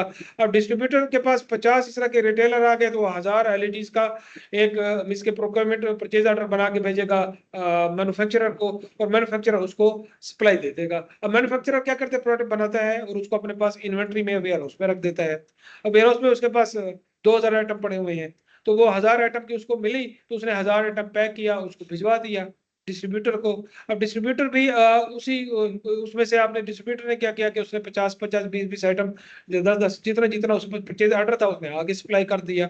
तो ये इस तरीके से ये पूरा एक प्रोसेस है, procurement, supply chain, manufacturer, warehouse, ये सारी जो चीजें होती हैं, ये सारे जो प्रोसेसेस हैं, आपस में इंटीग्रेटेड है, ये इन्वॉल्व है।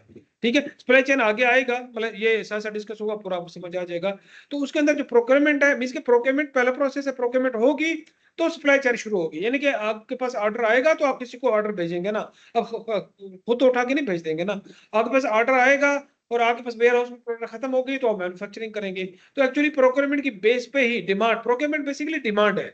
देखिए आपको पता है कि मार्केट कैसे चलती है, इकोनॉमिक्स का रूल क्या है कि आपकी जो मार्केट है वो डिमांड पे चलती है। अगर डिमांड है, यानी अब मैं आपको, अगर हम हेल्थ केयर की बात करें तो नर्सिंग की ज्यादा डिमांड है, फिजियोथेरापिस्ट की बहुत ज्यादा डिमांड नहीं है, रेडियोलॉजी की डिमांड नर्सिंग की तरह नहीं है, नर्सिंग की डिमांड बहुत ज्यादा है। ये कि नर्सिंग की आप 100 सीटें भी हो तो फिर आपके पास 1000 एप्लीकेशन होती है, डीपीटी की 50 सीटों पे 70 एप्लीकेशन आ रही होती है। तो मीन्स के डिमांड, या अगर मैं इसको कंपैरिजन करूं जी, अगर आप जी मैं कहूं जी आप ए इंजीनियरिंग कर लें, तो ए इंजीनियरिंग में एक मतलब पोस्ट एक मीन्स के जॉब होती है, तो उसके लिए 10 कस्टमर मौजूद नहीं होते।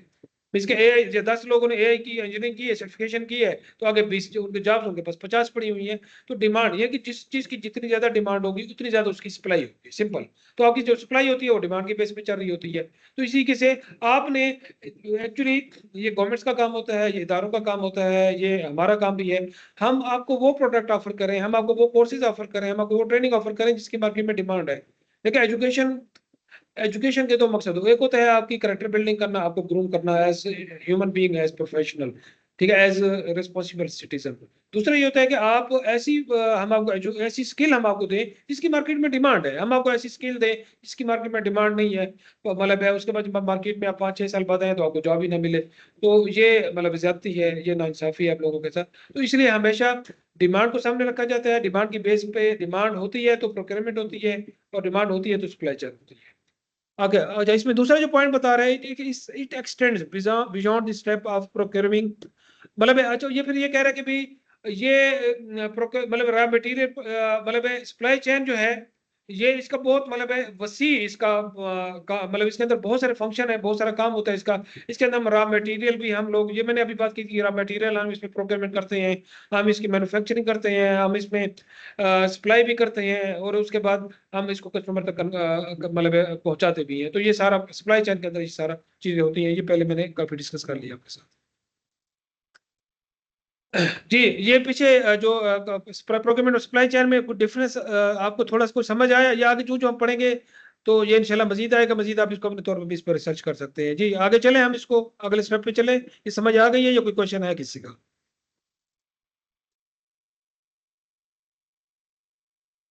आ आगे चलें। गई है समझ सर। जी सर। अच्छा जी, अच्छा जी, ये अब ये बहुत इंपॉर्टेंट स्लाइड है, इसके बाद हमारा तकरीबन ये खत्म हो जाएगा। प्रोक्योरमेंट की टाइप्स होती हैं, एक है डायरेक्ट प्रोक्योरमेंट, एक है इनडायरेक्ट प्रोक्योरमेंट, और एक है सर्विस प्रोक्योरमेंट। मतलब ये ओटू ने डिफाइन की हुई है अपने मतलब नॉलेज बेस है ये सारी।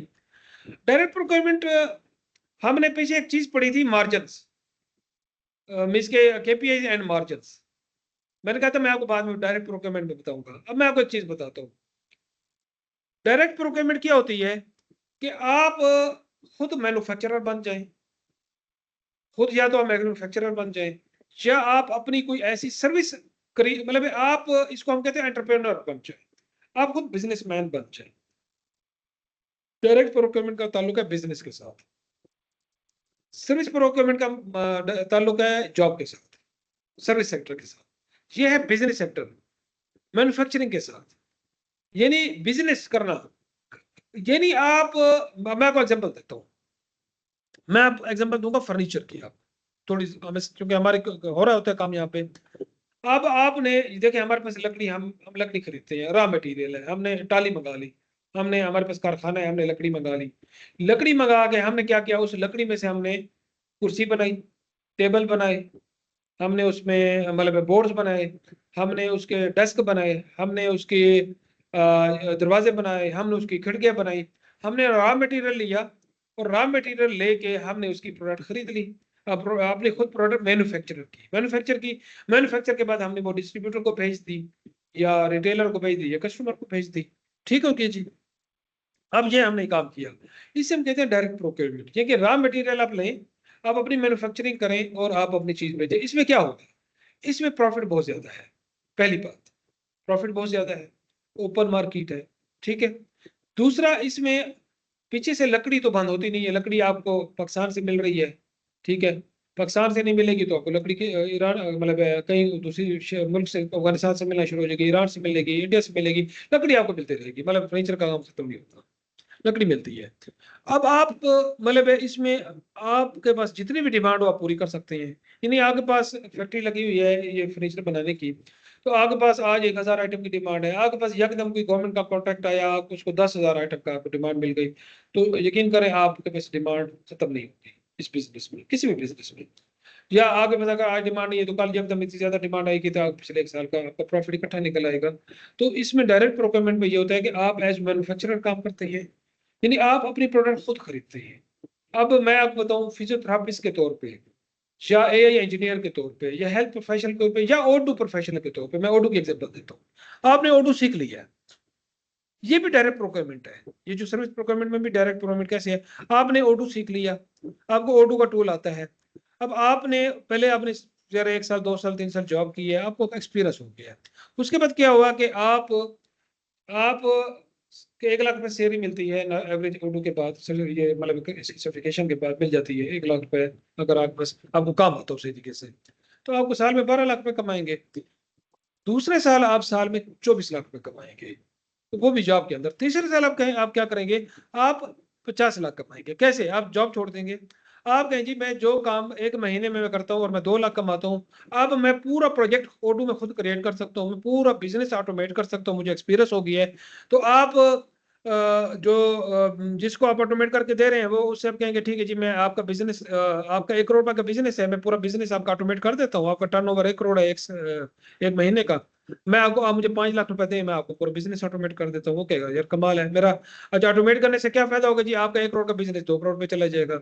अब जिसका बिजनेस 1 करोड़ से, मैं कहता हूँ 1 करोड़ छोड़े, 1 करोड़ से 1 करोड़ 15 लाख में भी जा रहा है, ठीक है, तो वो 15 लाख या 5 लाख में 10 लाख में आपको आराम से देने के लिए तैयार हो जाएगा। ये आपकी एक्सपर्टाइज होनी चाहिए, इसके लिए आपको बिजनेस एनालिस्ट बनना पड़ता है। ये जो हम ओडू की ट्रेनिंग करा रहे हैं ना, इसमें सिर्फ ओडू नहीं है, मैं हमेशा कहता हूँ ओडू के साथ हम आपको कम से कम भी 20-25 और डिफरेंट कोर्सेज करेंगे, जिसमें आप एज बिजनेस एनालिस्ट काम करेंगे। बिजनेस एनालिस्ट क्या करता है, वो पूरा सोल्यूशन देता है। मतलब शुरू में जब आप काम करें, आप ओडू कंसल्टेंट के तौर पे काम करेंगे, मतलब आपको बताया जाएगा, आप ये काम कर देंगे। बिजनेस एनालिस्ट का क्या काम है, पूरे बिजनेस को एनालाइज करता है, वो उसकी वर्थ निकालता है। अब आप एक बंदे का बिजनेस है, 1 करोड़ रुपए का रेवेन्यू आ रहा है, तो आप उसे कहेंगे देखिए जी, अगर मैं आपको ऑटो इंप्लीमेंट कर दूं तो आपका बिजनेस ये 1.5 करोड़ पे चला जाएगा। तो और आप उसे मतलब फिर उसे आप जरा उसे कन्विंस, आप उसके पास नॉलेज होगा, आपके पास स्किल्स होंगी, टूल्स होंगे, तो आप उसे कन्विंस करेंगे, आप उस प्रेजेंटेशन देंगे, वो कन्विंस हो जाते हैं, वो कहते हैं हाँ बिल्कुल जी, मुझे 1.5 करोड़ का बेनिफिट हो सकता है, या बात ठीक कह रहे हैं, मैं एग्री हूँ। आप वो कहेंगे जी आप कितने पैसे लेंगे, 1 करोड़ से 1.5 करोड़ में बिजनेस, आप कहेंगे जी मैं आपसे 5 लाख रुपए लूंगा, तो वो 5 लाख रुपए आपको देने के लिए तैयार हो जाएगा। आप क्या करेंगे, जो काम आप 1 महीने में मतलब 2 लाख कमाते थे, आप 1 महीने भी अगर लगाए ना उसके ऑटोमेशन पे, आप 5 लाख रुपए 10 लाख रुपए इकट्ठे कमा लेंगे। तो ये है डायरेक्ट प्रोग्रामिंग, कि आप अपनी सलाहियत को या आप अपनी स्किल्स को, देखिए सलाहियत capability in term of manufacturing भी हो सकती है, इन टर्म ऑफ प्रोजेक्ट डेवलपमेंट भी हो सकती है। तो ये इस तरीके से आप इसको कर सकते हैं। और ये आप इसके आप डायरेक्ट प्रोक्योरमेंट में बेनिफिट क्या होता है कि आपको बहुत ज्यादा मार्जिन मिलता है। दूसरा, आप डिपेंडेंट नहीं है, मतलब आपके पास स्किल है, आप एक प्रोजेक्ट मिल जाए, आपको 2 मिल जाए, 3 मिल जाए, 4 मिल जाए, 5 मिल जाए, 10 मिल जाए, आप करते रहेंगे, आप अपने साथ टीम बना लेंगे, आप उसको ट्रेनिंग दे देंगे। तो ये डायरेक्ट प्रोक्योरमेंट का ये बेनिफिट है, आप डिपेंडेंट नहीं होते। अगर आप डिस्ट्रीब्यूटर हैं, आप अपनी फैक्ट्री नहीं है और आपके पास 100 कुर्सियों का ऑर्डर है, आपने दिया अपने मैन्युफैक्चरर को, उसने 100 कुर्सी बना दी, आपको ऑर्डर मिल गया 200, आपका मैन्युफैक्चरर कहता है नहीं जी हम आपको 200 कुर्सियां बना के नहीं दे सकते, हमारे पास पहले ही बहुत ज्यादा काम है, हम आपको 100 ही दे सकते हैं। तो आपका बिजनेस लिमिटेड हो गया, आप डिपेंडेंट है बेसिकली। ठीक है, तो इसको हम कहते हैं इनडायरेक्ट प्रोक्योरमेंट इन सेंस। तो इसलिए डायरेक्ट प्रोक्योरमेंट में बेनिफिट ज्यादा होता है। अब इसमें हम इसको, ये मैंने कंसेप्ट दे दिया है, अब इसके जो ये इसने दी हुई है टॉपिक्स में उसको पढ़ के बता दें। एक्विजिशन ऑफ गुड्स मटेरियल, यानी आपने रॉ मटेरियल ले लिया, गुड्स ले ली, सर्विस ले ली मैन्युफैक्चरिंग के लिए। उसके बाद ये उसमें बता रहे रॉ मटेरियल है, मशीनरी है, रिसेल आइटम्स है, आपने ले लिए। अच्छा, बेनिफिट क्या है कि ड्राइव एक्सटर्नल प्रॉफिट, ये मैंने जो भी बात की थी, एक्सटर्नल प्रॉफिट यानी कि एक है profit out of in the box. In the box क्या है कि जी भाई हम साल की जी 1000 कुर्सियां बेचते हैं और हमारा इतना प्रॉफिट हमें हो जाता है। आउट ऑफ एक्सटर्नल प्रॉफिट से मुराद क्या होगा कि एकदम वो 1000 से 10,000 पे चला गया, पहले आपके पास क्लाइंट थे 10, एकदम एक ऐसा क्लाइंट है जो उसने 10 क्लाइंट के बराबर, आप दैट इज कॉल्ड एक्सटर्नल, यानी कि आउट ऑफ द बॉक्स जाके आपको इसके अलावा भी प्रॉफिट मिल सकता है। आपको फॉरेन से कोई ऑर्डर मिल गया, आपको इंपोर्ट का एक्सपोर्ट का ऑर्डर मिल गया, तो एक्सटर्नल प्रॉफिट ड्राइव करता है, एक्सटर्नल प्रॉफिट आपको मिल सकता है। ठीक है, वो कंटीन्यूअस ग्रोथ इन रेवेन्यू, यानी चूंकि आप खुद मैन्युफैक्चरर हैं, आपके अपने हाथ में है हर चीज, आप बहुत ज्यादा किसी पे डिपेंडेंट नहीं है, और जो चीज आप बना रहे हैं उसकी सप्लाई पीछे से मौजूद है, तो आपकी जो ग्रोथ में, आपके क्लाइंट में, आपके कस्टमर में मुसलसल इजाफा होता रहता है और आपका बिजनेस ग्रो होता रहता है। यानी सपोज जैसे हमने बात की प्रोजेक्ट्स की, या सपोज हम बात करते हैं जी, आपने एक पिज्जा पिज्जा शॉप बना ली, ठीक है, आपने एक पिज्जा शॉप बना लिया, आप उसको ऑटोमेट कर लिया और आपकी स्किल डेवलप हो गई है, किचन आपके पास है, आपका टेस्ट चल गया, क्लाइंट आपके बन गया, आपने एक शॉप एक जगह बनाई, दूसरी शॉप आपने दूसरे टाउन में बना ली, फिर तीसरे टाउन में बना ली, चौथे टाउन में बना ली, तो आप इसको एक्सटेंड कर सकते हैं क्योंकि आपकी अपनी प्रोडक्ट है, आप उसको जितना चाहें आप उसकी फ्रेंचाइजिंग कर लें, जितनी ब्रांचेस खोल लें, जितने कस्टमर को आप दे दें, आप इसको कर सकते हैं। अच्छा, comprises of stock material are part of production. देखिए कोई भी कुर्सी है ना, मैंने एग्जांपल दी थी कुर्सियां बनाने की, ठीक है, या मैं एग्जांपल ऑटो की भी दूंगा, इसकी भी दूंगा। कुर्सी बनाने की एग्जांपल ये है, अब आप कुर्सी बना रहे हैं तो उसके अंदर कील भी लगते हैं, उसके अंदर पॉलिश भी लगती है, उसके अंदर मतलब सिर्फ लकड़ी नहीं होती, लकड़ी के अलावा और भी बहुत सारी चीजें होती है, जो बाकी जो चीजें होती हैं वो बेसिकली आप क्या करते हैं, प्रोक्योर करते हैं। मतलब इसमें भी प्रोक्योरमेंट फिर इन्वॉल्व होगी, वो आप चीजें खरीदते हैं, आपने कील खरीद लिए, आपने एंगल खरीद लिए, आपने प्लास्टिक की चीजें खरीद ली, आपने पॉलिश का सामान खरीद लिया, इसमें आपने सर्विस, मतलब आपने आपको जा रहा है इसमें लेबर भी चाहिए, आपने वो भी प्रोक्योर कर ली, सर्विस भी प्रोक्योर कर ली, लेबर फोर्स भी कर ली। तो ये डिफरेंट चीजें आप प्रोक्योर करते हैं और आप फिर उसकी क्या करते हैं, मशीनरी भी आपने लगा ली और उसको आपने बनाया। ठीक है, ओडू के अंदर भी एक्चुअली, अब हम ओडू के अंदर मैं आपको एग्जांपल दूंगा, हम व्हाट्सएप इंटीग्रेशन करते हैं। अब व्हाट्सएप क्या है, व्हाट्सएप प्रोडक्ट है फेसबुक की, मेटा की, वो ओडू की प्रोडक्ट नहीं है, हम उसको इंटीग्रेट करते हैं। इंटीग्रेट का मतलब ये है कि हम व्हाट्सएप यूज करते हैं, तो व्हाट्सएप जब यूज करेंगे, व्हाट्सएप तो किसी और प्रोडक्ट है, तो आपने क्या किया कि आपने व्हाट्सएप किसी और, मतलब ओडू के अंदर भी आपने थर्ड पार्टी की बहुत सारी प्रोडक्ट्स आप यूज कर रहे होते हैं, तो दैट इज, हम उसको भी हम प्रोक्योरमेंट करते हैं, हम दूसरे की सर्विस को यूज कर रहे होते हैं। तो ये भी मींस के ये आपके डायरेक्ट प्रोक्योरमेंट में ये हिस्सा होते हैं। उसके बाद विद सप्लायर रिलेशनशिप क्या होता है कि आपका सप्लायर के साथ आपका लॉन्ग टर्म रिलेशनशिप होता है, क्लाइंट कस्टमर के साथ भी आपका रिलेशनशिप स्ट्रांग होता है, और सप्लायर के साथ, सप्लायर को क्यों खुश होगा, आप एक सप्लायर से आप पॉलिश खरीद रहे हैं बड़ी मिकदार में, मुस्तकिल आप उसके क्लाइंट हैं, तो वो ज़ाहिर है आपका उसके साथ एक अच्छा रिलेशन होगा, वो कहेगा यार ये आपके सप्लायर से आपका अच्छा रिलेशन है क्योंकि आप उसको रेगुलर बिजनेस दे रहे हैं। इस तरह आपका कस्टमर के साथ भी अच्छा रिलेशनशिप इसलिए लगता है कि आप उसको मुस्तकिल तौर पे आप चीज़ें दे रहे हैं उसको, चीज़ें दे रहे हैं और सर्विस भी दे रहे हैं, प्रोडक्ट भी अच्छी दे रहे हैं, ईमानदारी से काम कर रहे हैं, तो इसी के से आपका दोनों तरफ से रिलेशनशिप अच्छा होता है। डायरेक्ट प्रोक्योरमेंट का ये बेनिफिट होता है। इनडायरेक्ट प्रोक्योरमेंट क्या होती है, इनडायरेक्ट प्रोक्योरमेंट जो है एक्चुअली जब भी हम कुछ काम करते हैं ना, तो कुछ ऐसी चीजें हैं जो हमारे बस में नहीं होती, तो सारी चीजें हम नहीं बना सकते। ये नहीं, अब आपने, अगर मैं बात करूं, आपने वुड फैक्ट्री हमने लगाई हुई है, ठीक है, तो हम उसे फर्नीचर फैक्ट्री हमारी, अब उसके अंदर हमें बिजली की भी जरूरत है, हमें गैस की भी जरूरत है। अच्छा, उसके अंदर हमारी लेबर है, हमने उन्हें खाना भी देना है, ठीक है। अच्छा, उसके अंदर हमारी लेबर है, वो बीमार होती है और हमने मेडिकल उन्हें इंश्योरेंस दी हुई है, तो हमें या हम मेडिकल इंश्योरेंस देंगे, या हम क्या करेंगे, हम एक छोटा सा क्लिनिक बना लेंगे, अपने डिस्पेंसरी बना लेंगे, क्लिनिक बना लेंगे, ये छोटा सा एक मतलब यूनिट बना लेंगे हेल्थ का, ताकि हमारे किसी मजदूर के साथ कोई खुदा न खास्ता मसला हो तो फौरी तौर पर ट्रीटमेंट दी जा सके। इस तरह बिजली का आप कनेक्शन लेंगे, गैस का आप कनेक्शन लेंगे, ठीक है, इंटरनेट का आप कनेक्शन लेंगे, ठीक है। आपको इस तरह वहाँ पे अपने ज़ाहिर है वहाँ पे आपने ऑफिस के अंदर काम करना है तो आपको कंप्यूटर भी लेने पड़ेंगे, आपको स्टेशनरी भी लेनी पड़ेगी। अब ये डिफरेंट चीज़ें हैं, तो ये डिफरेंट चीज़ें जो अपने बिजनेस को रन करने के लिए हम लेते हैं, इसको हम इनडायरेक्ट प्रोक्योरमेंट कहते हैं, ठीक है। ये शॉर्ट टर्म में भी होती है, ये लॉन्ग टर्म में भी होती है, ये सब्सक्रिप्शन बेसिस पे भी होती है। अब देखिए बिजली है तो गैस है, तो ये तो हम सब्सक्रिप्शन है ना हमारी, जैसे बिल, जहाँ पे बिल आएगा, बिल का मतलब है हमारी वहाँ पे सब्सक्रिप्शन है, ठीक है। तो ये चीज़ें हम क्या करते हैं, ये अपने बिजनेस को रन करने के लिए हमें चीज़ें की जरूरत होती है। ये अब खाना है, अब खाना अब खुद हम बनाए तो हमें कॉस्ट ज़्यादा पड़ती है, हम क्या करते हैं, हम खाना किसी और को, हम किसी होटल को या किसी को हम ऑर्डर कहते हैं, तो ठीक है जी आपने रोजाना इतने बंदों का खाना देना है, हमारे साथ खाना तय कर लो, फला चीज़ हमने आपने बना के देनी है, मेन्यू दे दिया, दैट्स ऑल। तो वो चीज़ बना के आप बनी बनी आपके पास आ जाएगी। तो इस तरीके से हम जो है ना इनडायरेक्ट प्रोक्योरमेंट करते हैं। और सर्विस प्रोक्योरमेंट में एक्चुअली जो मैंने ऑटो का एग्जांपल दिया है, टीचर की सर्विस आपने हर मतलब है। अब एक्चुअली सर्विस सेक्टर में जब हम करेंगे तो हम सर्विस प्रोक्योरमेंट यूज करेंगे, अगर मैन्युफैक्चरिंग में करेंगे तो डायरेक्ट प्रोक्योरमेंट करेंगे। अब सर्विस प्रोक्योरमेंट में क्या है, अब हमने जैसे ने क्या किया जी, हमारा इंस्टीट्यूशन है अपने मतलब हम एक अपना हमने हेल्थ केयर क्लिनिक बनाया हुआ है आप लोगों ने, उसके अंदर मतलब डॉक्टर्स मौजूद हैं और वो फैसिलिटी का स्टूडेंट्स को भी ट्रीटमेंट देते हैं, पेशेंट्स को भी देते हैं। या आपने मतलब आपका कोई लीगल इशू है तो आपने एक एडवोकेट को हायर कर लिया, ठीक है। आप कोई कंस्ट्रक्शन करना चाह रहे हैं तो आपने कोई आर्किटेक्ट को या इंजीनियर को हायर कर लिया। तो वो आपको चीजें तो नहीं दे रहे, वो आपको एक्चुअली क्या कर रही है, वो आर्किटेक्ट आपको नक्शा बना के देगा, इंजीनियर आपको मतलब आपको पूरा उसकी प्रपोजल बना के देगा कि मटेरियल कौन सा लगेगा, कितना लगेगा, इस नक्शे के मुताबिक कौन सी चीज बनेगी। तो उसमें डिफरेंट है, उसमें जो लीगल प्रोफेशनल होगा, ठीक है, लीगल कंसल्टेंट होगा, वो एक्चुअली क्या करेगा, आपका नक्शा पास करा के देगा और जो लीगल रिक्वायरमेंट है वो पूरी करेगा। तो इस तरह डिफरेंट किस्म के जब हम सर्विसेज हायर करते हैं, प्रोक्योर करते हैं, लोगों को हम प्रोक्योर करते हैं, उनकी सर्विस को प्रोक्योर करते हैं, तो उसको हम सर्विस प्रोक्योर करते हैं। ठीक, यहाँ तक बात समझ आ गई आपकी आपको?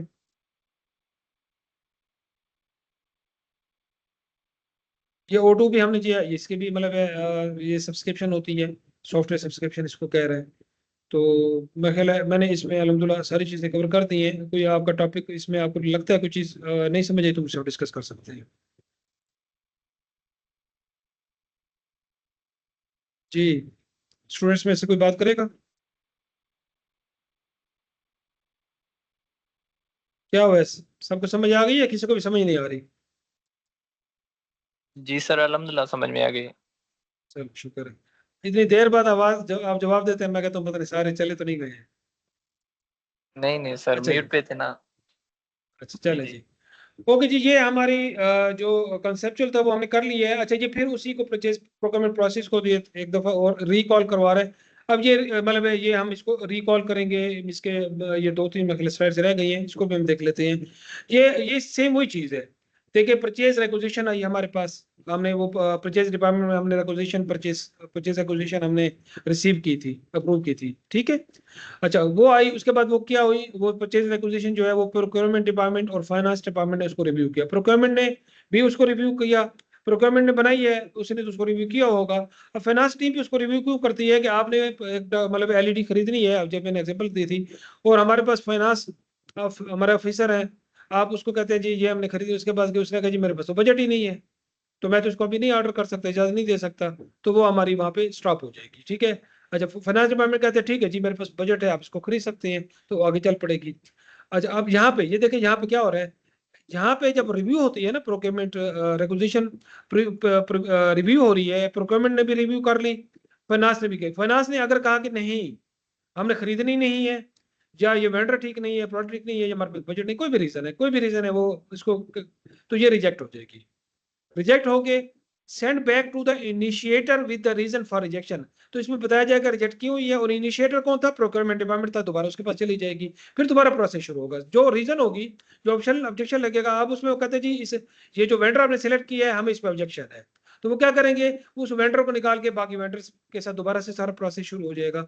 तो ये पूरा प्रोसेस दोबारा शुरू हो जाता है, रिजेक्ट हो गई, अच्छा अप्रूव हो गई है, ओके जी अप्रूव है जी, इस पे एग्री है, फाइनेंस डिपार्टमेंट भी एग्री है, प्रोक्योरमेंट ऑलरेडी एग्री था इस पे। तो इसके बाद परचेज ऑर्डर क्रिएट होगा।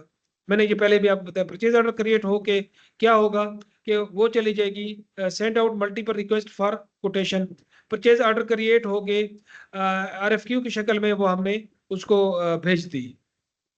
हम भेज देंगे, उसके बाद हम उसको एनालाइज करेंगे RFQ को, और उसको वेंडर को सिलेक्ट करेंगे। ये उसी प्रोसेस को दोबारा से अपने हिसाब से डिफाइन, वो था कंसेप्चुअल, ठीक है। ये जो प्रैक्टिकल हो रहा है ना इसके अंदर, एप्लीकेशन के अंदर, O2 के अंदर, ये उसको बता रहा है, ठीक है जी। यहाँ पे हम क्या करते हैं, हम रिक्वेजिशन क्रिएट करते हैं, ठीक है, या हम इनवाइस, वो रिक्वेजिशन हमारे पास मौजूद है, वेंडर मौजूद है, प्रोडक्ट्स मौजूद है, हम उसको सिलेक्ट करते हैं, ठीक है। परचेज ऑर्डर अप्रूव करते हैं, अप्रूव करके परचेज ऑर्डर क्रिएट करते हैं। परचेज ऑर्डर, ये जो परचेज ग्रीन है ना, ये है परचेज ऑर्डर क्रिएट करना, और ये जो ये इसके नीचे जो ब्लू है लाइट कलर में, ये परचेज ऑर्डर की प्री रेक है। ये परचेज ऑर्डर के प्री रेक है। परचेज ऑर्डर जब आपने अप्रूव करने के बाद आपने प्री रखे हैं, तो इसको इसके साथ नीचे क्या प्रोसेस हुआ है, प्री रेक में क्या है कि RFQ गई है, उसका एनालिसिस हुआ है, ठीक है, नेगोशिएट हुआ है, ये मतलब सारा प्रोसेस। उसके बाद रिसीव हुई है, उसको फिर आपने उसकी इनवाइस चेक की है, इनवाइस चेक करने के बाद आपने उसका जो है ना बिल क्रिएट कर दिया है, और वो डन हो गई है। तो ये आपका रिक्वेजिशन का प्रोक्योरमेंट प्रोसेस को ये अपने हिसाब से जो इसने अपना टूल डेवलप किया हुआ है उसके हिसाब से उसको बता रहा है। ये वही स्टेप्स सारे के सारे बता रहा है। इसका ऑर्डर बार इसने जो हमने वहां पे कंसेप्चुअल पढ़ा था, वो तो कॉन्सेप्ट्स थे ना, मतलब एक तरतीब में हमने पढ़ा। तो यहाँ पे ये अपने जो इसका प्रोसेस है प्रोक्योरमेंट प्रोसेस का, ये उसको डिफाइन कर रहा है कि मैं कैसे प्रोसेस को डिफाइन करता हूँ। तो ये मीन्स के रिक्वेजिशन आएगी, उसके बाद ऑर्डर क्रिएट करे, अप्रूव हो जाएगी तो ऑर्डर क्रिएट हो जाएगा। लेकिन ऑर्डर क्रिएट होने से पहले क्या करेगा, ये सारे प्रोसेस। अब ये ऐप फीचर के अंदर जो है ना वो बता रहे हैं कि आप रिक्वेस्ट फॉर कोटेशन मैनेज कर सकते हैं, आप ऑर्डर्स को मैनेज कर सकते हैं, आप इनवॉइसेस को मैनेज कर सकते हैं। तो ये आप खुद भी इसको पढ़िएगा। मतलब इनवाइसिंग, इसके अंदर इनवाइस क्रिएट होती है, ऑर्डर्स, एक से ज्यादा ऑर्डर भी होते हैं, जरूरी नहीं है एक ऑर्डर हो, आप एक से ज्यादा ऑर्डर भी दे सकते हैं, एक से ज्यादा प्रोडक्ट्स के ऑर्डर होते हैं, सेम ऑर्डर एक से ज्यादा वेंडर को चला जाता है, मतलब इसमें डिफरेंट। ये जब प्रैक्टिकल लेंगे तो आपको आएंगे, इसको काइंडली पढ़ लीजिएगा, या अगर आप में से कोई इसको पढ़ के डिस्कस करना चाह रहे हैं तो कर सकते हैं, मेरी तरफ से इजाजत है। क्योंकि मैं चाह रहा हूँ कि अब आप इस पे कोई इसको कोई रीड करना चाहे, आप रीड कर लें, थोड़ा डिस्कस कर लें, तो मैं मजीद बता दूंगा इस बारे में आपको। जी, इसको कोई डिस्कस करना चाह रहे हैं?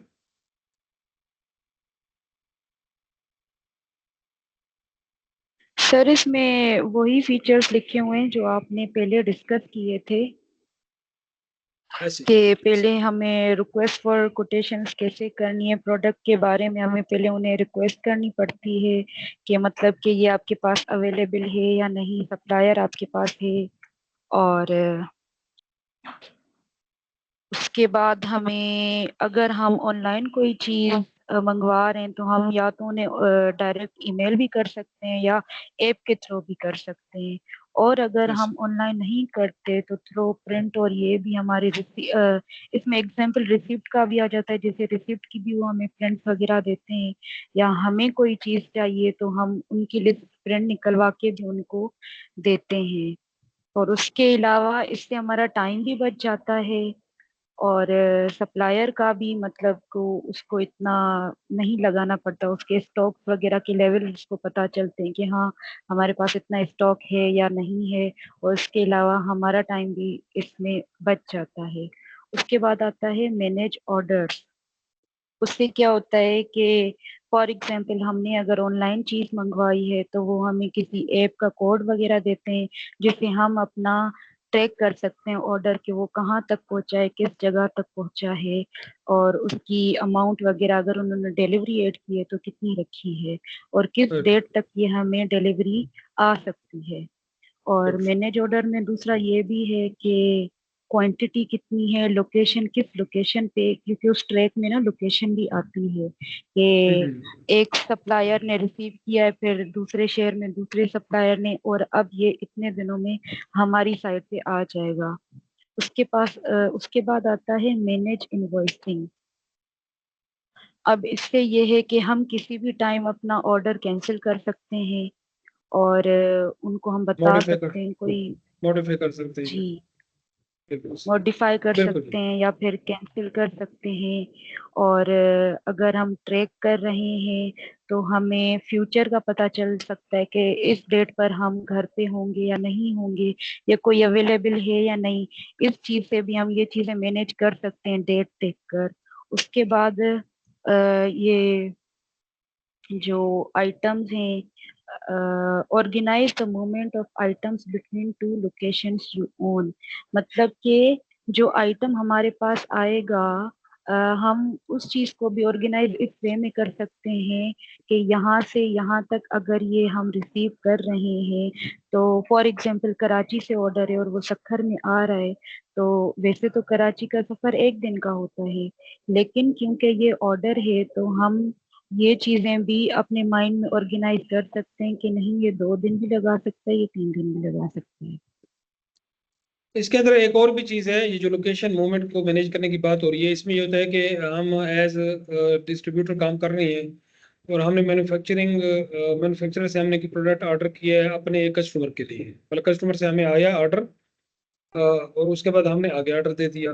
तो हम ये भी कर सकते हैं कि हम वो ऑर्डर अपने पास मंगा के, प्रोडक्ट मंगा के हम कस्टमर को दें, या हम डायरेक्ट मैन्युफैक्चरर से वो ऑर्डर अपने कस्टमर को डायरेक्ट भी भिजवा सकते हैं। ठीक हो गया जी, ये भी इसमें एक चीज़ हम मैनेज कर सकते हैं। ये आगे हम प्रैक्टिकली करेंगे सारी चीज़ें। Thank you.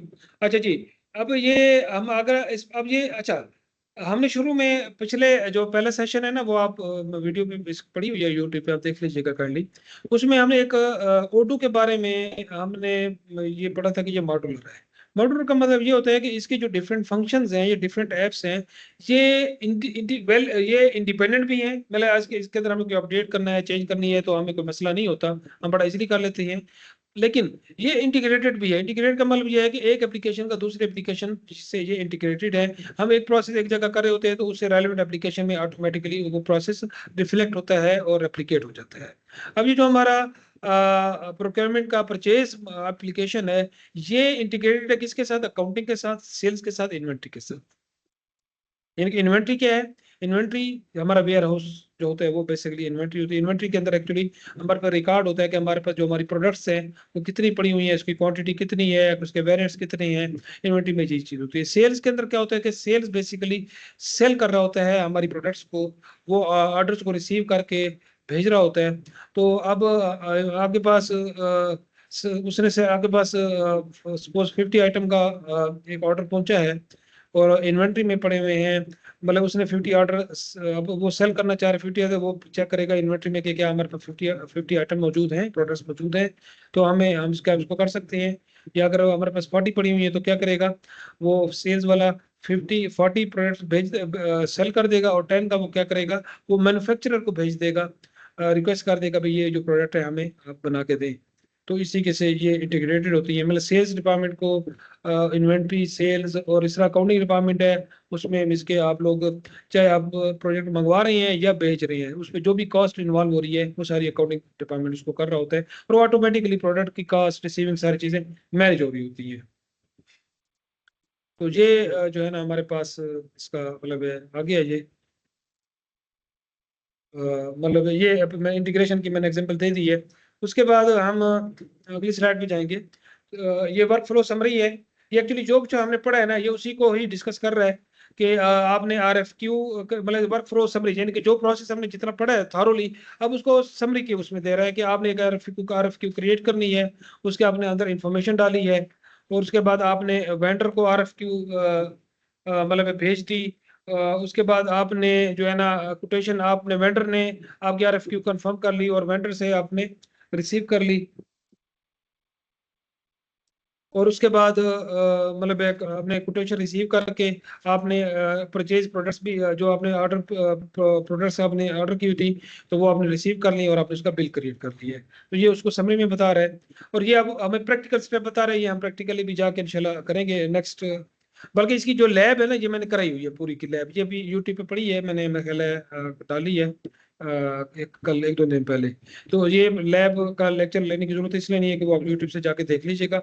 मैं ब्रीफ कर देता हूँ कि सबसे पहले मैं कर भी देता हूँ 5 मिनट में एक स्टेप करा देता हूँ, लेकिन इसको थारोली वहां से देख लेंगे। तो ये आपकी और अगले अगले सेशन में आप क्या करेंगे कि आप इसके बारे में मुझसे डिस्कस भी करेंगे। अगर आप लैब के अंदर कोई परेशानी हो रही है तो वो भी आप मुझसे डिस्कस कर लेंगे।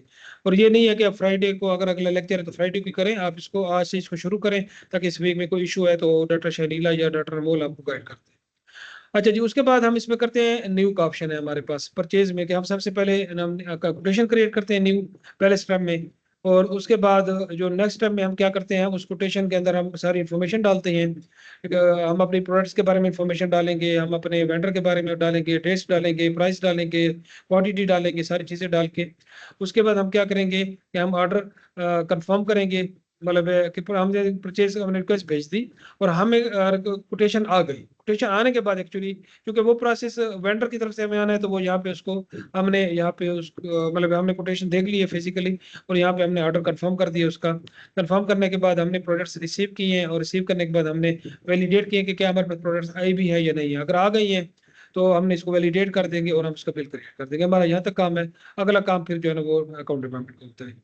तो ये कॉन्फ़िगरेशन भी है, ये भी मैं आपको चला आप इसको देख लीजिएगा। अदरवाइज नेक्स्ट लेक्चर में मैं आपको ये कॉन्फ़िगरेशन एक दफ़ा दोबारा करा दूंगा। तो इसमें परचेज ऑर्डर अप्रूवल और warning, purchase agreement, bill control, ये 4 चीज़ें मैं आपसे डिस्कस कर लेता हूँ।